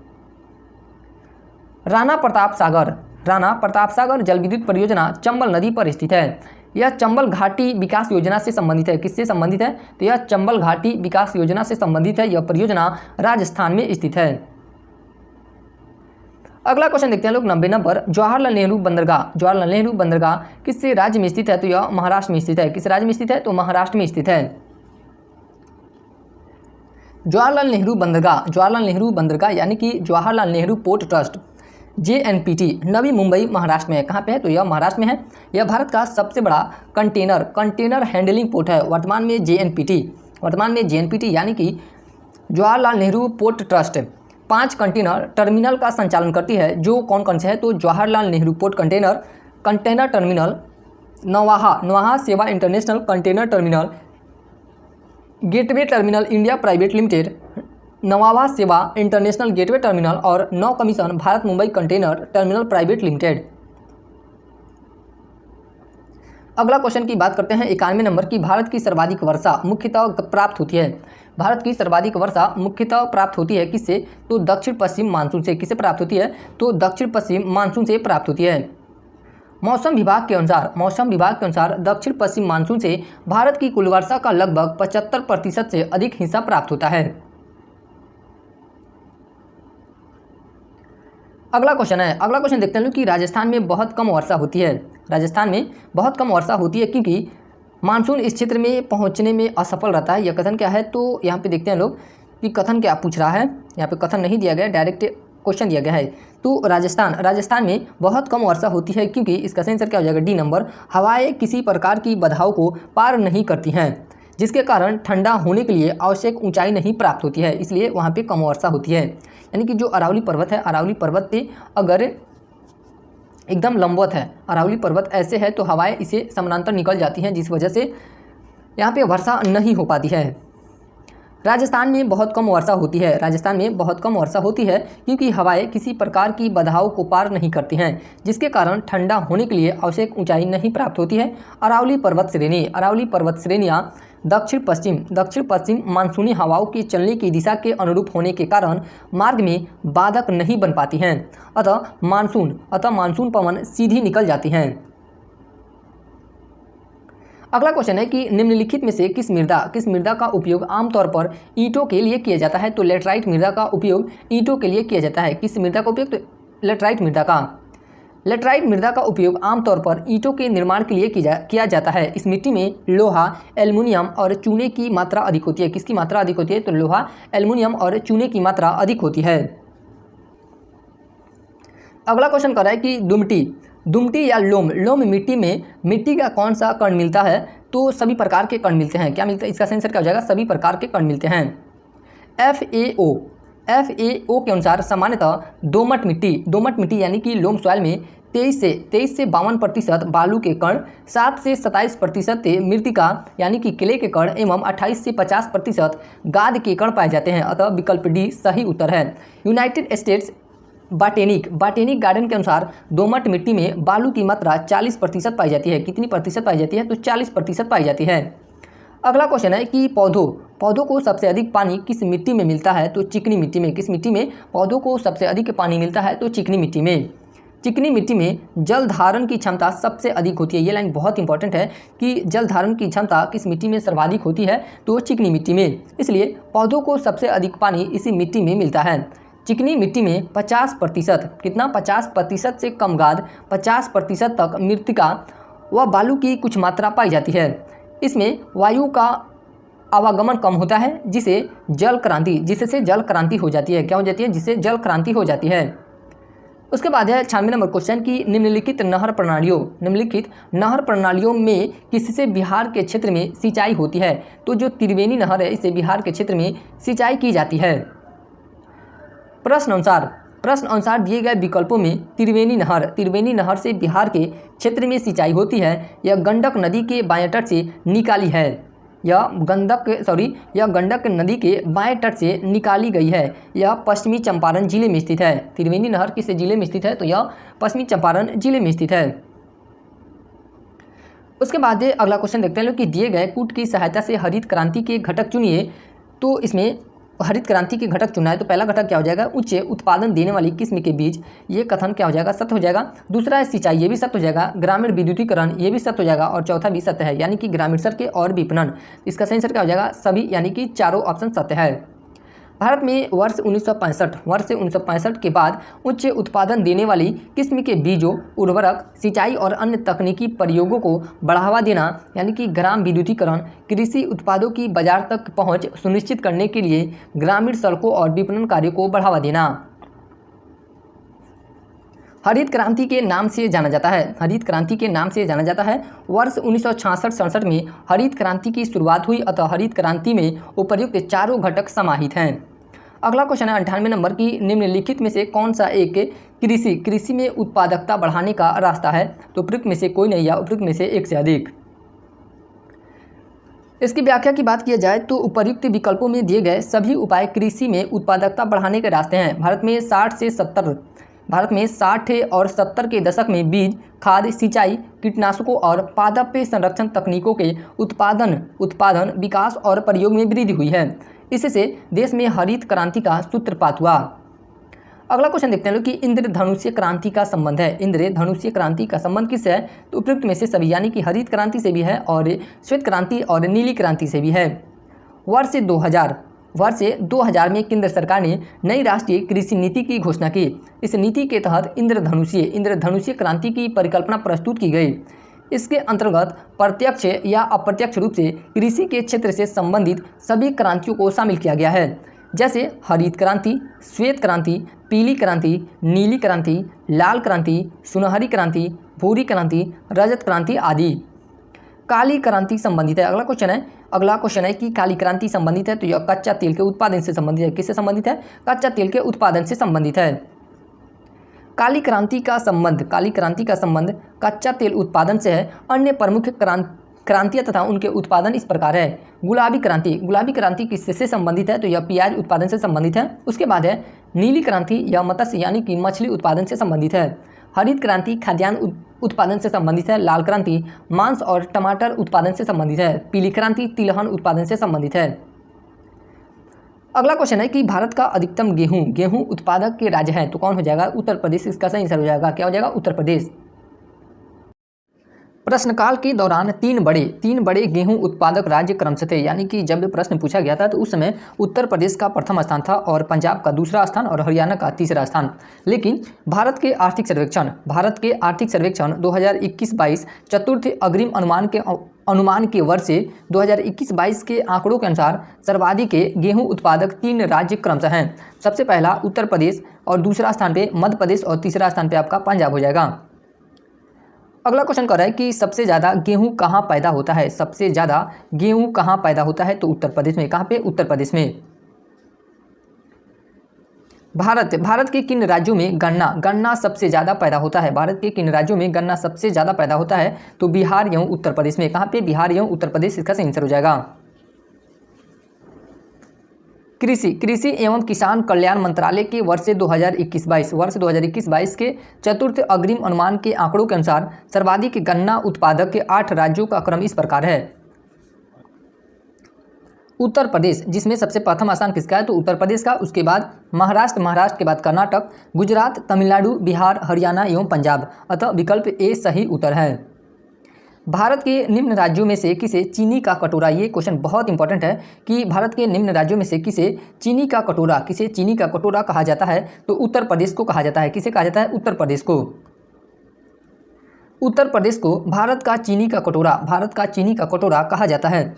यह गन्ने का सबसे बड़ा उत्पादक राज्य है तथा वर्ष 2019-20 में चीनी का भी सबसे बड़ा उत्पादक है तथा वर्ष 2021-22 के चतुर्थ अग्रिम अनुमान के अनुसार भी उत्तर प्रदेश चीनी का सबसे बड़ा उत्पादक है।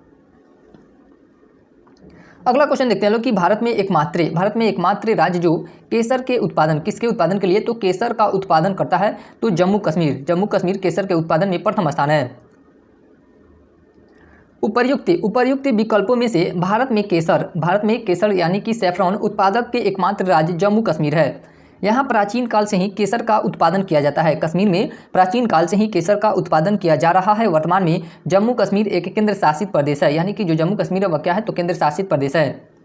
अगला क्वेश्चन है कि निम्न में से नगदी फसल कौन सी नहीं है? यानी कि 4 ऑप्शन दिया गया है और उसमें से पूछ रहा है कि इसमें से कौन नगदी फसल नहीं है? तो जो ज्वार है यह नगदी फसल नहीं है।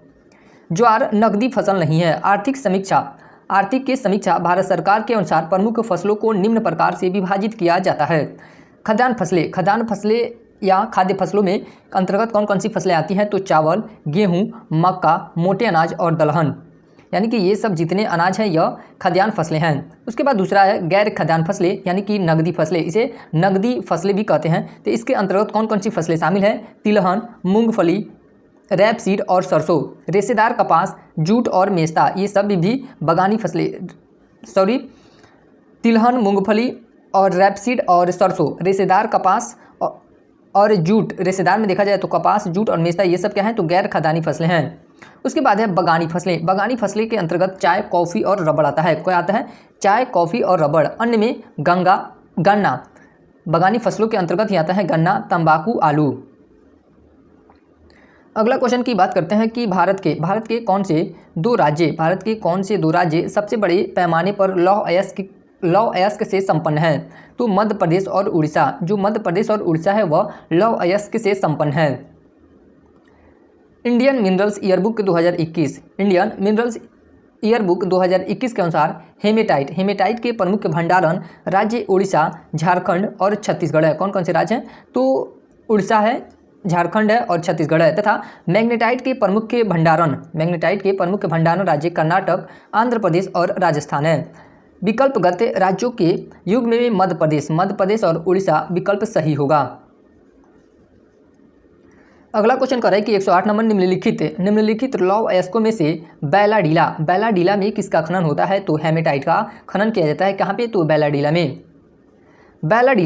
बैलाडीला खान छत्तीसगढ़ के दंतेवाड़ा जिले में स्थित है। यहाँ हेमेटाइट लौह अयस्क का खनन किया जाता है।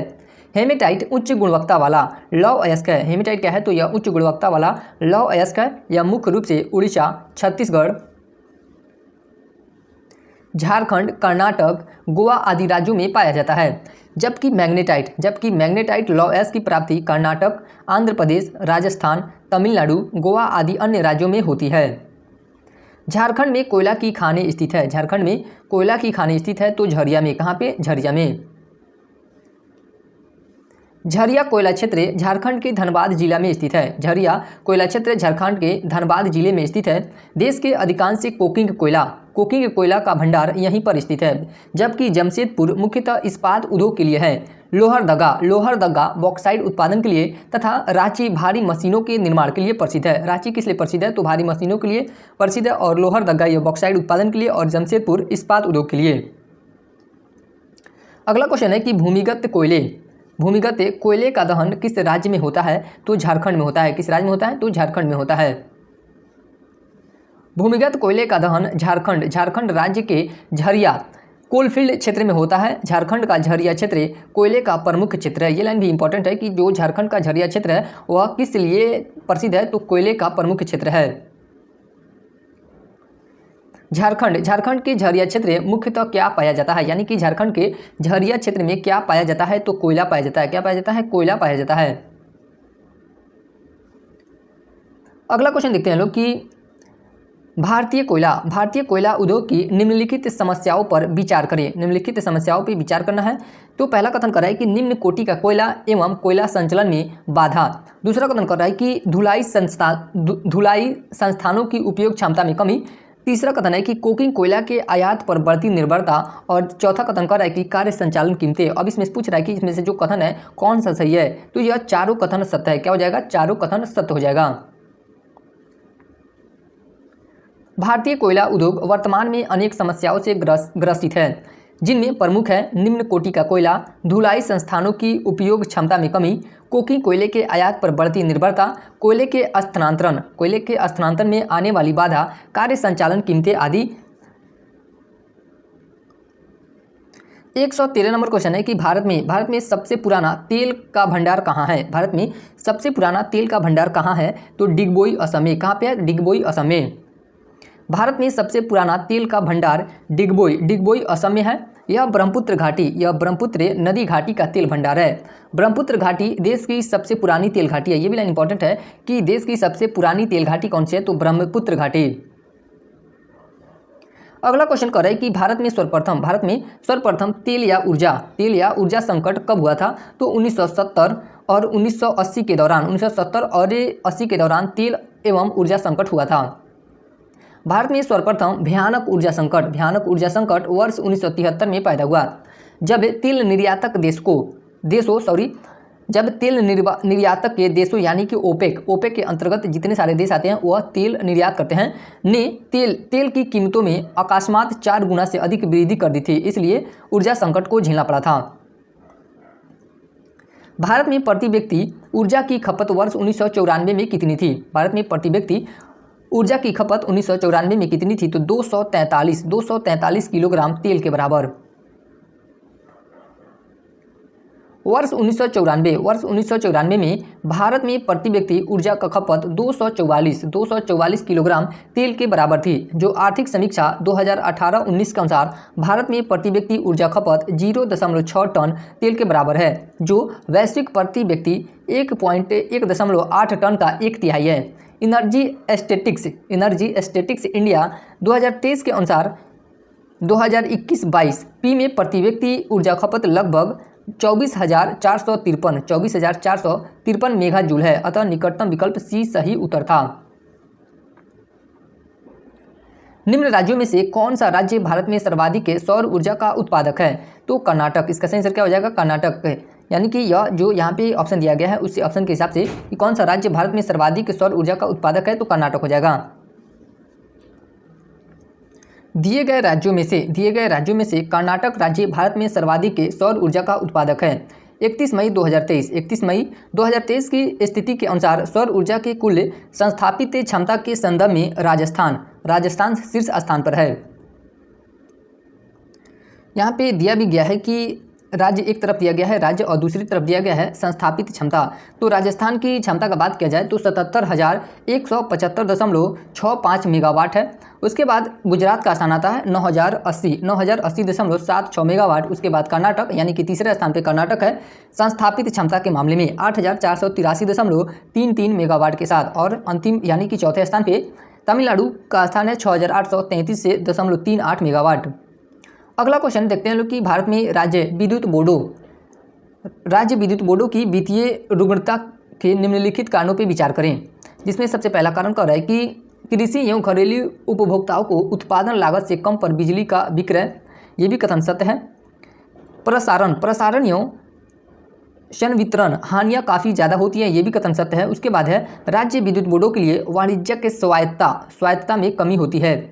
राज्य सरकारों ने राज्य विद्युत बोर्डों के माध्यम से सामाजिक परिधान नीतियों को क्रियान्वित किया है।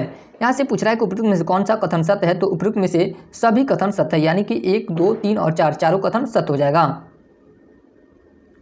भारत में राज्य विद्युत बोर्डों की कार्यविधि में कई कमजोरियां हैं तथा उन्हें कई कठिनाइयों का सामना करना पड़ता है, जिनमें प्रबंधकीय अकुशलताएं, वित्तीय संस्थानों का अभाव, केंद्रीय बिजली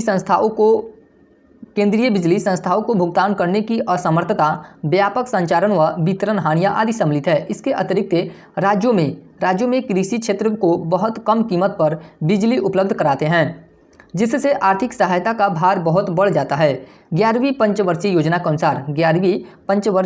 के अनुसार भारत में संचारण व वितरण हानियां अधिकतर देशों की तुलना में अधिक है। इन हानियों के कई कारण हैं, जैसे बिजली की व्यापक चोरी, दूसरा कारण कम वोल्टेज पर ऊर्जा की बिक्री, दूर दराज कम आबादी वाले क्षेत्रों में बिजली की व्यवस्था करना तथा वितरण प्रणाली में कम निवेश इत्यादि।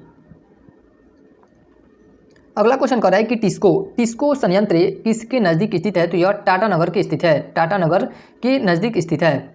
टिस्को का फुल फॉर्म क्या होता है, तो Tata iron and steel company limited. TISCO का फुल फॉर्म की बात किया जाए तो Tata iron and steel company इसका फुल फॉर्म होता है। अब टाटा स्टील भारत की प्रमुख इस्पात कंपनी है।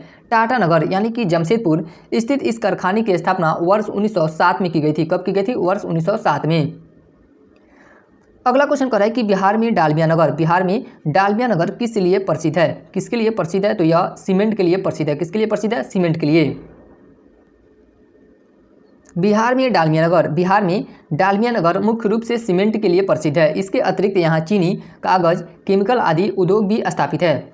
अगला क्वेश्चन है कि निम्नलिखित स्थानों में कहाँ तांबा उद्योग स्थापित है? यहाँ पे पूछ रहा है कि कहाँ तांबा उद्योग स्थापित है, तो खेतड़ी में तांबा उद्योग स्थापित किया गया है। खेतड़ी राजस्थान के झुंझुनू जिले में स्थित है। कहाँ पे स्थित है? तो झुंझुनू जिले में स्थित है। यह तांबा उद्योग के लिए प्रसिद्ध है। यहाँ तांबे की खदानें पाई जाती हैं। हिंदुस्तान कॉपर लिमिटेड के अधीन यहाँ कॉपर प्रोजेक्ट चलाया जा रहा है। जबकि तारापुर परमाणु ऊर्जा केंद्र टीटागढ़ कागज उद्योग के लिए तथा रांची इंजीनियरिंग उद्योग के लिए प्रसिद्ध है। राजस्थान राज्य का खेतड़ी बेल्ट किसके लिए प्रसिद्ध है? तो तांबा के खनन के लिए प्रसिद्ध है। तांबा खनन के लिए राजस्थान राज्य का खेतड़ी जो बेल्ट है वह तांबा खनन के लिए प्रसिद्ध है। राजस्थान राजस्थान राज्य का क्षेत्रीय बेल्ट तांबा उत्पादन के लिए प्रसिद्ध है। यह राजस्थान राज्य के झुंझुनू जिले में स्थित है। कहाँ पे स्थित है? तो यह झुंझुनू जिले में स्थित है। भारत में तांबा धारवाड़ शिलाओं के रंध्रों में पाया जाता है। भारत में तांबा धारवाड़ शिलाओं के रंध्रों में पाया जाता है। इंडियन मिनरल्स ईयरबुक 2021 के अनुसार भारत में शीर्ष ताम्र अयस्क का भंडार क्रमशः राजस्थान, झारखंड एवं मध्य प्रदेश राज्य में है। अगला क्वेश्चन है कि स्वर्णिम चतुर्भुज क्या है? स्वर्णिम चतुर्भुज क्या है? तो यह राष्ट्रीय राजमार्ग परियोजना है। क्या है? राष्ट्रीय राजमार्ग परियोजना है। स्वर्णिम चतुर्भुज एक राष्ट्रीय राजमार्ग परियोजना है जिसकी शुरुआत वर्ष 2001 में हुई थी। कब हुई थी? इसकी शुरुआत तो वर्ष 2001 में हुई थी। इसके माध्यम से देश के 4 प्रमुख महानगरों यानी कि दिल्ली, मुंबई, चेन्नई और कोलकाता को सड़क मार्ग द्वारा जोड़ना था। अन्नामलाई, अगला क्वेश्चन है कि अन्नामलाई इलायची की पहाड़ी और पालनी की पहाड़ी मिलती है। तो अनाईमुड़ी में अन्नामलाई जो है वह इलायची यानी कि इलायची की पहाड़ी और पालनी की पहाड़ी कहाँ मिलती है? तो अनाईमुड़ी में मिलती है। अनाईमुड़ी भारत के पश्चिमी घाट की एक पर्वतमाला है। यह केरल के एर्नाकुलम जिला और इडुक्की जिला में स्थित है। यहीं पर अन्नामलाई इलायची की पहाड़ी और पालनी की पहाड़ी मिलती है। यानी कि जो अनाईमुड़ी है वहाँ पे अन्नामलाई इलायची की पहाड़ी और पालनी की पहाड़ी मिलती है। भारत में शक्तिशाली एलनीनो कारण है। भारत में शक्तिशाली एलनीनो का कारण क्या है? तो अतिवर्षा। इसका कारण क्या हो जाएगा? अतिवर्षा का। एलनीनो भूमध्य रेखा के पास पूर्वी प्रशांत क्षेत्र में गर्म पानी के जमाव के कारण होता है और गर्म पानी की सतह से गर्म होने के परिणामस्वरूप नम हवा के ऊपर उठने पर तूफान बन सकते हैं, जिसके कारण अतिवर्षा होती है। जिसके कारण क्या होता है? तो अतिवर्षा होती है। अगला क्वेश्चन है कि बृहत हिमालय अर्थात हिमाद्री के पूर्वी छोर पर है। तो क्या है? नामचा बरवा है। क्या हो जाएगा आपका? नामचा बरवा इसका सही आंसर हो जाएगा। नामचा बरवा दक्षिणी पूर्वी तिब्बत में हिमालय पर्वतमाला का एक पर्वत है। यह पर्वत हिमालय के सबसे पूर्वी छोर पर स्थित है। और यह विश्व का 28वां सबसे लंबा पर्वत है। यानी कि नामचा बरवा की बात किया जाए तो आपका नामचा बरवा यहाँ पे हो जाएगा। नामचा बरवा यहाँ पे स्थित है, सुंदरवन क्षेत्र में है। अगला क्वेश्चन है 126 नंबर की सुंदरवन क्षेत्र में है। तो क्या है? सघन मैंग्रोव वन सुंदरवन क्षेत्र में पाए जाते हैं। सुंदरवन भारत और बांग्लादेश में स्थित विश्व का सबसे बड़ा नदी डेल्टा है। सुंदरवन जो है वह भारत तथा बांग्लादेश में स्थित विश्व का सबसे बड़ा नदी डेल्टा है। भारत और बांग्लादेश में फैले बंगाल की खाड़ी के मुहाने पर स्थित कई द्वीपों के समूह से सुंदरवन डेल्टा बनता है। यह गंगा, ब्रह्मपुत्र और मेघना नदियों के डेल्टा पर स्थित है। इस क्षेत्र में सघन मैंग्रोव वन पाए जाते हैं। अगला क्वेश्चन देखते हैं लोग कि कांटेदार जंगल नहीं पाए जाते हैं। तो उपरोक्त में से कोई नहीं। इसका सही आंसर क्या हो जाएगा? उपरोक्त में से कोई नहीं। ये क्वेश्चन बीपीएससी टीचर में पूछा गया है 2023 का। कांटेदार जंगल शुष्क क्षेत्रों में पाए जाते हैं। कहाँ पे पाए जाते हैं? तो शुष्क क्षेत्रों में पाए जाते हैं। इस प्रकार के जंगल राजस्थान, पंजाब, हरियाणा, पश्चिमी घाट, दक्कन पठार के शुष्क क्षेत्रों में और गुजरात के पूर्वी ढलानों पर पाए जाते हैं। इन जंगलों के कुछ महत्वपूर्ण वृक्ष जैसे कैक्टस, खैर, बबूल, ककीर हैं। अतः यह कर्नाटक, आंध्र प्रदेश तथा तमिलनाडु में पाया जाता है। अगला क्वेश्चन है कि कैगा क्या है? तो मंगलोर के निकट यहाँ न्यूक्लियर विद्युत संयंत्र है। कैगा परमाणु शक्ति संयंत्र भारत के कर्नाटक राज्य के उत्तर कन्नड़ जिले के कैगा ग्राम के समीप काली नदी के किनारे स्थित नाभिकीय संयंत्र है। किस गांव में है? तो कन्नड़ जिले के कैगा ग्राम के समीप काली नदी के किनारे स्थित नाभिकीय संयंत्र है। यह वर्ष 2000 से कार्यरत है। इसका संचालन भारतीय नाभिकीय विद्युत निगम लिमिटेड के द्वारा किया जाता है। अगला क्वेश्चन देखते हैं लोग कि हरित क्रांति के कारण निम्नलिखित फसलों में से किसके उत्पादन में सर्वाधिक वृद्धि हुई थी? तो गेहूं के उत्पादन में सर्वाधिक वृद्धि हुई। भारत में हरित क्रांति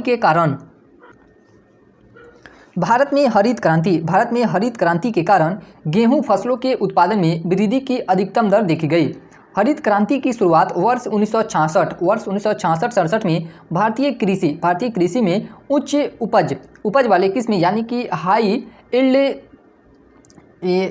मिस्टेक कर रहे हैं यहाँ पे, इसका फुल फॉर्म उच्च उपज वाले किस्म के बीज से हुई भारत में हरित क्रांति। भारत में हरित क्रांति के जन्मदाता MS स्वामीनाथन है। भारत में हरित क्रांति के जन्मदाता कौन है? तो डॉक्टर MS स्वामीनाथन है और वर्तमान में इन्हें भारत रत्न से सम्मानित भी किया गया है। अगला क्वेश्चन देखते हैं लोग कि सिंचित भूमि के अंतर्गत शुद्ध बोई गई भूमि में प्रतिशत के घटते क्रम में रखे गए राज्यों के सही क्रम को पहचानिए। इसका सही उत्तर क्या हो जाएगा? उत्तर प्रदेश, आंध्र प्रदेश, हरियाणा और पंजाब, यानी कि बी नंबर इसका सही उत्तर हो जाएगा। भारत में सर्वाधिक सिंचित क्षेत्र वाला राज्य उत्तर प्रदेश है। भारत में सर्वाधिक सिंचित क्षेत्रफल वाला राज्य कौन है? तो उत्तर प्रदेश है। इसके पश्चात राजस्थान, पंजाब, आंध्र प्रदेश है।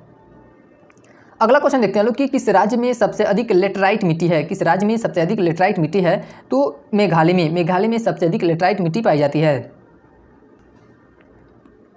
लेटराइट मिट्टी उच्च तापमान और भारी वर्षा वाले क्षेत्रों में विकसित होती है।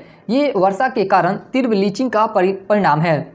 यह मिट्टी मुख्य रूप से प्रायद्वीपीय पठार के उच्च क्षेत्रों में विकसित हुई है। यह मुख्यतः केरल, कर्नाटक, महाराष्ट्र, मध्य प्रदेश के पठार, मेघालय, उड़ीसा एवं असम के पहाड़ी क्षेत्रों में पाई जाती है। सर्वाधिक लेटराइट मिट्टी मेघालय में पाई जाती है। ये लाइन बहुत इंपॉर्टेंट है कि सर्वाधिक लेटराइट मिट्टी कहाँ पाई जाती है? तो मेघालय में पाई जाती है। अगला क्वेश्चन देखते हैं लोग कि छत्तीसगढ़ में सीमेंट उद्योग विकसित है क्योंकि यहाँ मुख्य रूप से उपलब्ध है। क्या उपलब्ध है? तो सस्ता श्रम उपलब्ध है, इसलिए यहाँ पे सीमेंट उद्योग विकसित है। आधारभूत उद्योगों में लौह इस्पात के पश्चात राज्य में सीमेंट उद्योग का स्थान है। राज्य में चूना पत्थर के कारण सीमेंट उद्योग का पर्याप्त विकास हुआ है। राज्य में प्रथम सीमेंट कारखाना ACC के द्वारा वर्ष 1964 में दुर्ग के जामुल नामक स्थान पर स्थापित किया गया।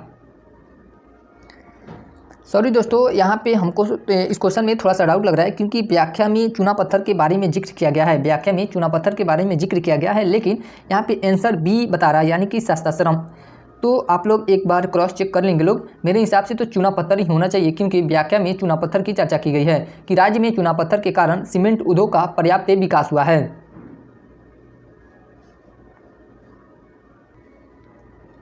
अगला क्वेश्चन देखते हैं लोग कि भारत का 40% सड़क परिवहन होता है तो राष्ट्रीय राजमार्गों से। भारत का 40% सड़क परिवहन होता है राष्ट्रीय राजमार्गों से। संपूर्ण देश के सड़क परिवहन का लगभग 40% यातायात राष्ट्रीय राजमार्ग द्वारा संपन्न होता है। वार्षिक रिपोर्ट 2022-23 के अनुसार देश में राष्ट्रीय राजमार्गों की कुल लंबाई 1,44,955 किलोमीटर है। अगला क्वेश्चन देखते हैं लोग कि निम्न हिमालय पर्वत श्रेणियों में किस पर्वत श्रेणी को अटल टनल पार करती है? तो पूर्वी पीर पंजाल। इसका सही आंसर क्या हो जाएगा? पूर्वी पीर पंजाल। 9.02 किलोमीटर लंबी अटल टनल हिमालय के पूर्वी पीर पंजाल श्रृंखला में लेह मनाली हाईवे पर हिमाचल प्रदेश में बनाई गई है। अटल टनल रणनीतिक रूप से महत्वपूर्ण लद्दाख को सुदूर लाहौल और स्पीति घाटी तक सभी मौसमों में सड़क मार्ग सुनिश्चित करने के लिए बनाई गई है। हालांकि सुरंग केवल लाहौल प्रदेश में किलांग के उत्तर में दारचा तक कनेक्टिविटी प्रदान करेगी। इसका निर्माण सीमा सड़क के संगठन द्वारा किया गया है तथा यह भारत के लिए सामरिक दृष्टि से महत्वपूर्ण है। वर्ष 2002 में तत्कालीन प्रधानमंत्री अटल बिहारी वाजपेयी एवं लेजन प्रकाशपुरी यानी कि डायरेक्टर जनरल बाढ़ रोड्स ने इस टनल की शुरुआत किए थे। 3 अक्टूबर 2020 को रोहतांग यानी कि रोहतांग कहाँ? तो हिमाचल प्रदेश में प्रधानमंत्री नरेंद्र मोदी ने अटल टनल का उद्घाटन किया। किसका उद्घाटन किया?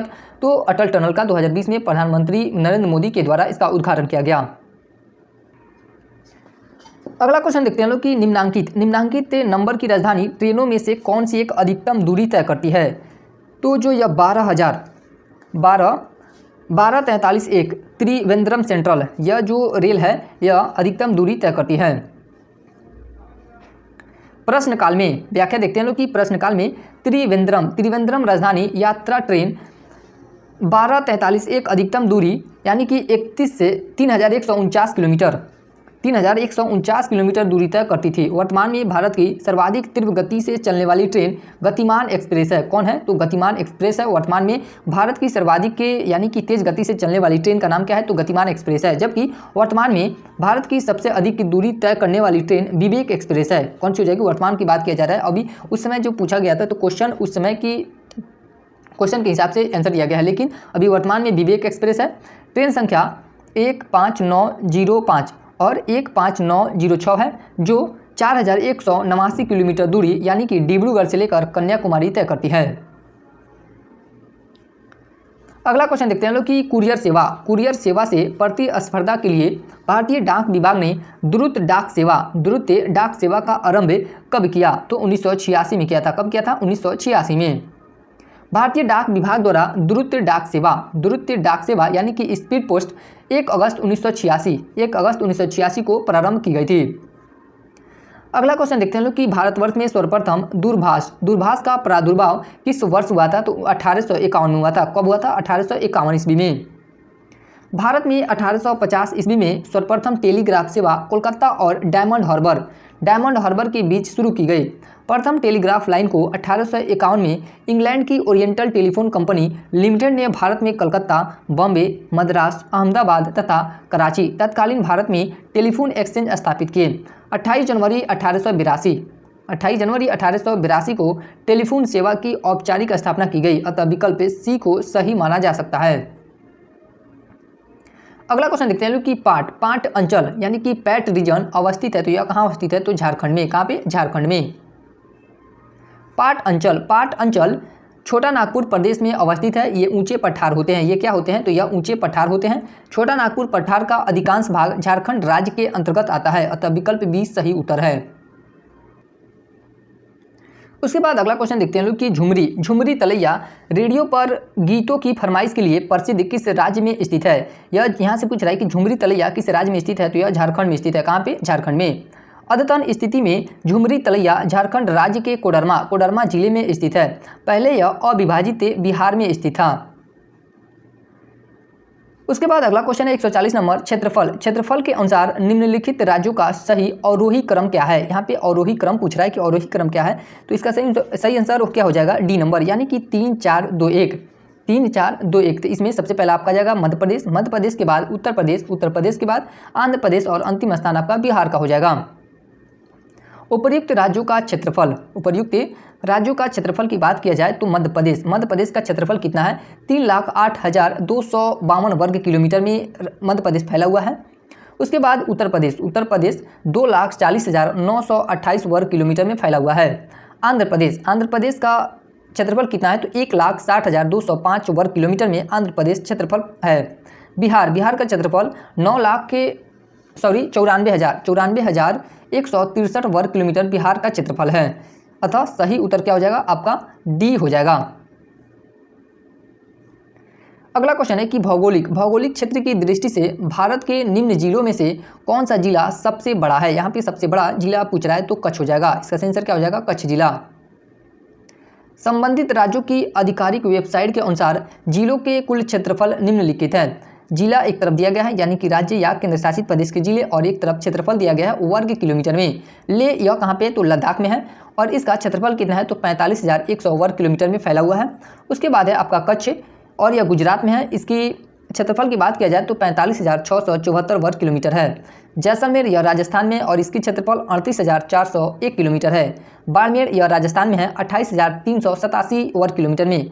ज्ञातव्य है कि बिहार लोक सेवा आयोग ने इसका उत्तर विकल्प ए माना है। अगला क्वेश्चन देखते हैं लोग कि असम कुल मिलाकर कितने राज्यों एवं केंद्र शासित क्षेत्रों से घिरा हुआ है? असम जो है वह कितने राज्यों एवं केंद्र शासित क्षेत्रों से घिरा हुआ है? तो 7। इसका सही आंसर क्या हो जाएगा? 7।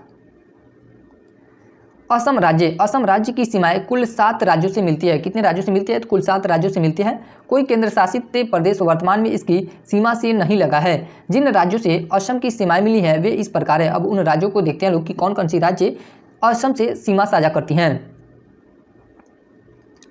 पश्चिम बंगाल नागालैंड, मिजोरम, मेघालय, अरुणाचल प्रदेश, मणिपुर, त्रिपुरा, ये सब राज्य असम के साथ सीमा साझा अपना करते हैं। इसके अतिरिक्त असम राज्य की सीमाएं 2 देशों यानी कि भूटान और बांग्लादेश से भी लगी हुई है। गद्दी लोग निवासी हैं, गद्दी लोग निवासी हैं तो यह हिमाचल प्रदेश के, कहाँ के निवासी हैं तो हिमाचल प्रदेश के। गद्दी जनजाति हिमाचल प्रदेश तथा संघ शासित प्रदेश जम्मू एवं कश्मीर तथा लद्दाख में निवास करती है। बोडो निवासी हैं, बोडो जो जनजाति है वह कहाँ के निवासी है तो गारो पहाड़ी के।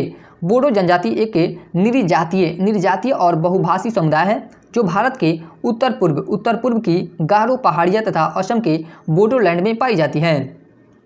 गारो जनजाति है, यहाँ पे ऑप्शन में थोड़ा सा विवाद रहा होगा इसलिए यहाँ पे आंसर नहीं दिया गया है। वर्ष 2011 की जनगणना के अनुसार गारो जनजाति मेघालय, असम एवं मिजोरम तीनों राज्यों में पाई जाती है। इसके अतिरिक्त यह जनजाति नागालैंड, त्रिपुरा एवं पश्चिम बंगाल में भी पाई जाती है। अतः उपरोक्त में से किसी भी विकल्प का चयन संभव नहीं है, यानी कि ऑप्शन के हिसाब से बात किया जाए तो सभी राज्य उसमें सम्मिलित हैं। अगला क्वेश्चन देखते हैं लोग कि गंगा की जलोढ़ मृदा की गहराई भूमि सतह के नीचे लगभग है कितनी तो 6000 मीटर तक। कितनी है 6000 मीटर तक होती है। ओल्डहम के अनुसार गंगा के जलोढ़ निक्षेपों की मोटाई 4000 से लेकर 6000 मीटर तक तथा ग्लेनी के अनुसार 2000 मीटर है। ओल्डहम के अनुसार 4000 से 6000 मीटर होती है और ग्लेनी के अनुसार 2000 मीटर होती है। अगला क्वेश्चन देखते हैं कि भारत की सबसे बड़ी वाह नदी है तो गंगा नदी। कौन है गंगा नदी। उपर्युक्त प्रश्न में दी गई भारत की नदियों की वाह लंबाई इस प्रकार है। गंगा नदी की लंबाई कितनी है तो 2525 किलोमीटर। कितना है 2525 किलोमीटर। गोदावरी की लंबाई की बात किया जाए तो 1465 किलोमीटर है।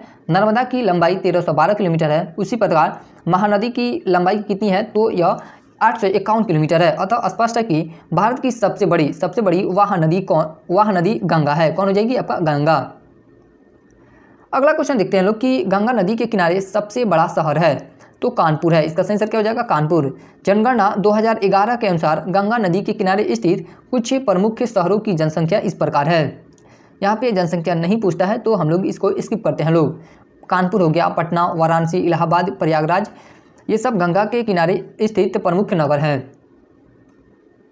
उसके बाद अगला क्वेश्चन देखते हैं लोग कि तिब्बत में मानसरोवर झील के पास जिस नदी का स्रोत है वह क्या है तो उपरोक्त में से सभी। इसका आंसर क्या हो जाएगा ब्रह्मपुत्र है, सतलज और सिंधु हो जाएगा। यानी कि मानसरोवर झील के पास से इनका स्रोत है ब्रह्मपुत्र का भी और सिंधु का भी और सतलज नदी का भी।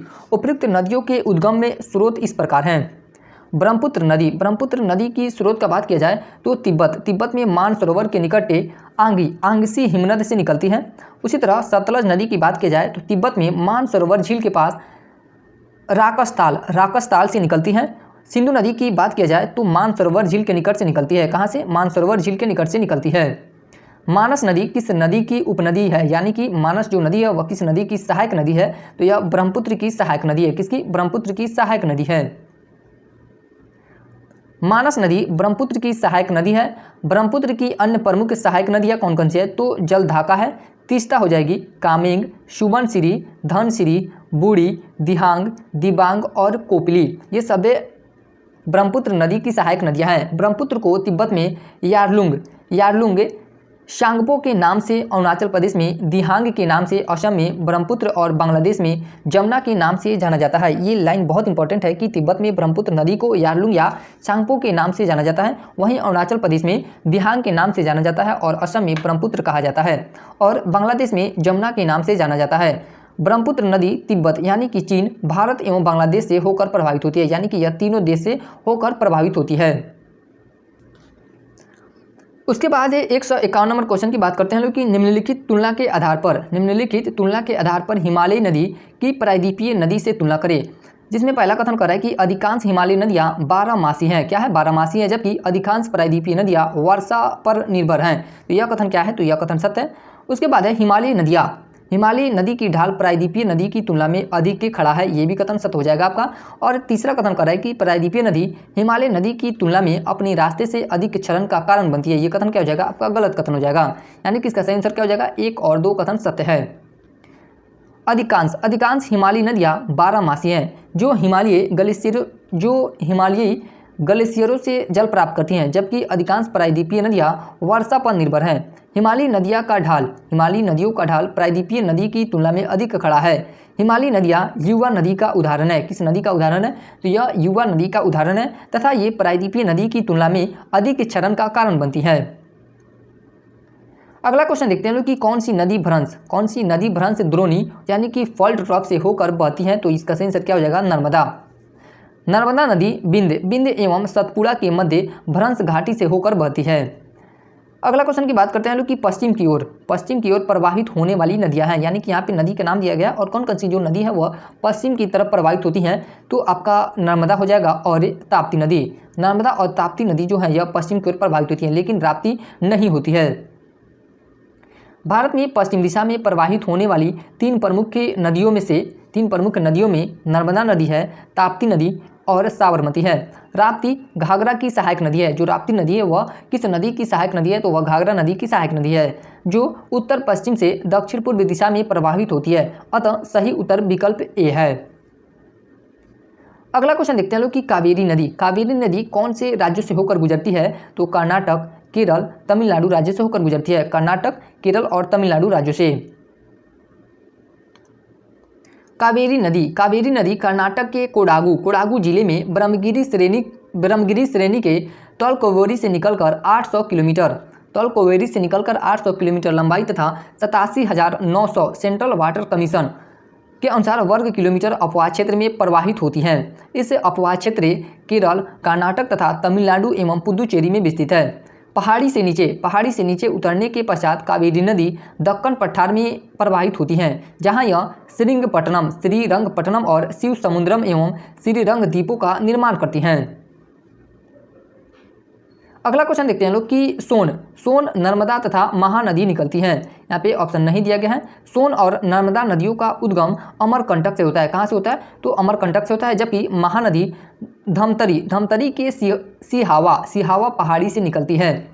यहाँ पे तो सोन और नर्मदा का आंसर अमरकंटक हो जाएगा, लेकिन महानदी का आंसर इसमें नहीं दिया गया, इसलिए यह क्वेश्चन का आंसर यहाँ पे कंफर्म नहीं है।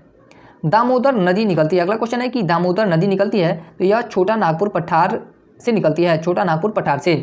दामोदर नदी छोटा नागपुर पठार की पहाड़ियों से निकलती है। इसकी कुल लंबाई 592 किलोमीटर है। इसकी कुल लंबाई कितनी है? तो 592 किलोमीटर।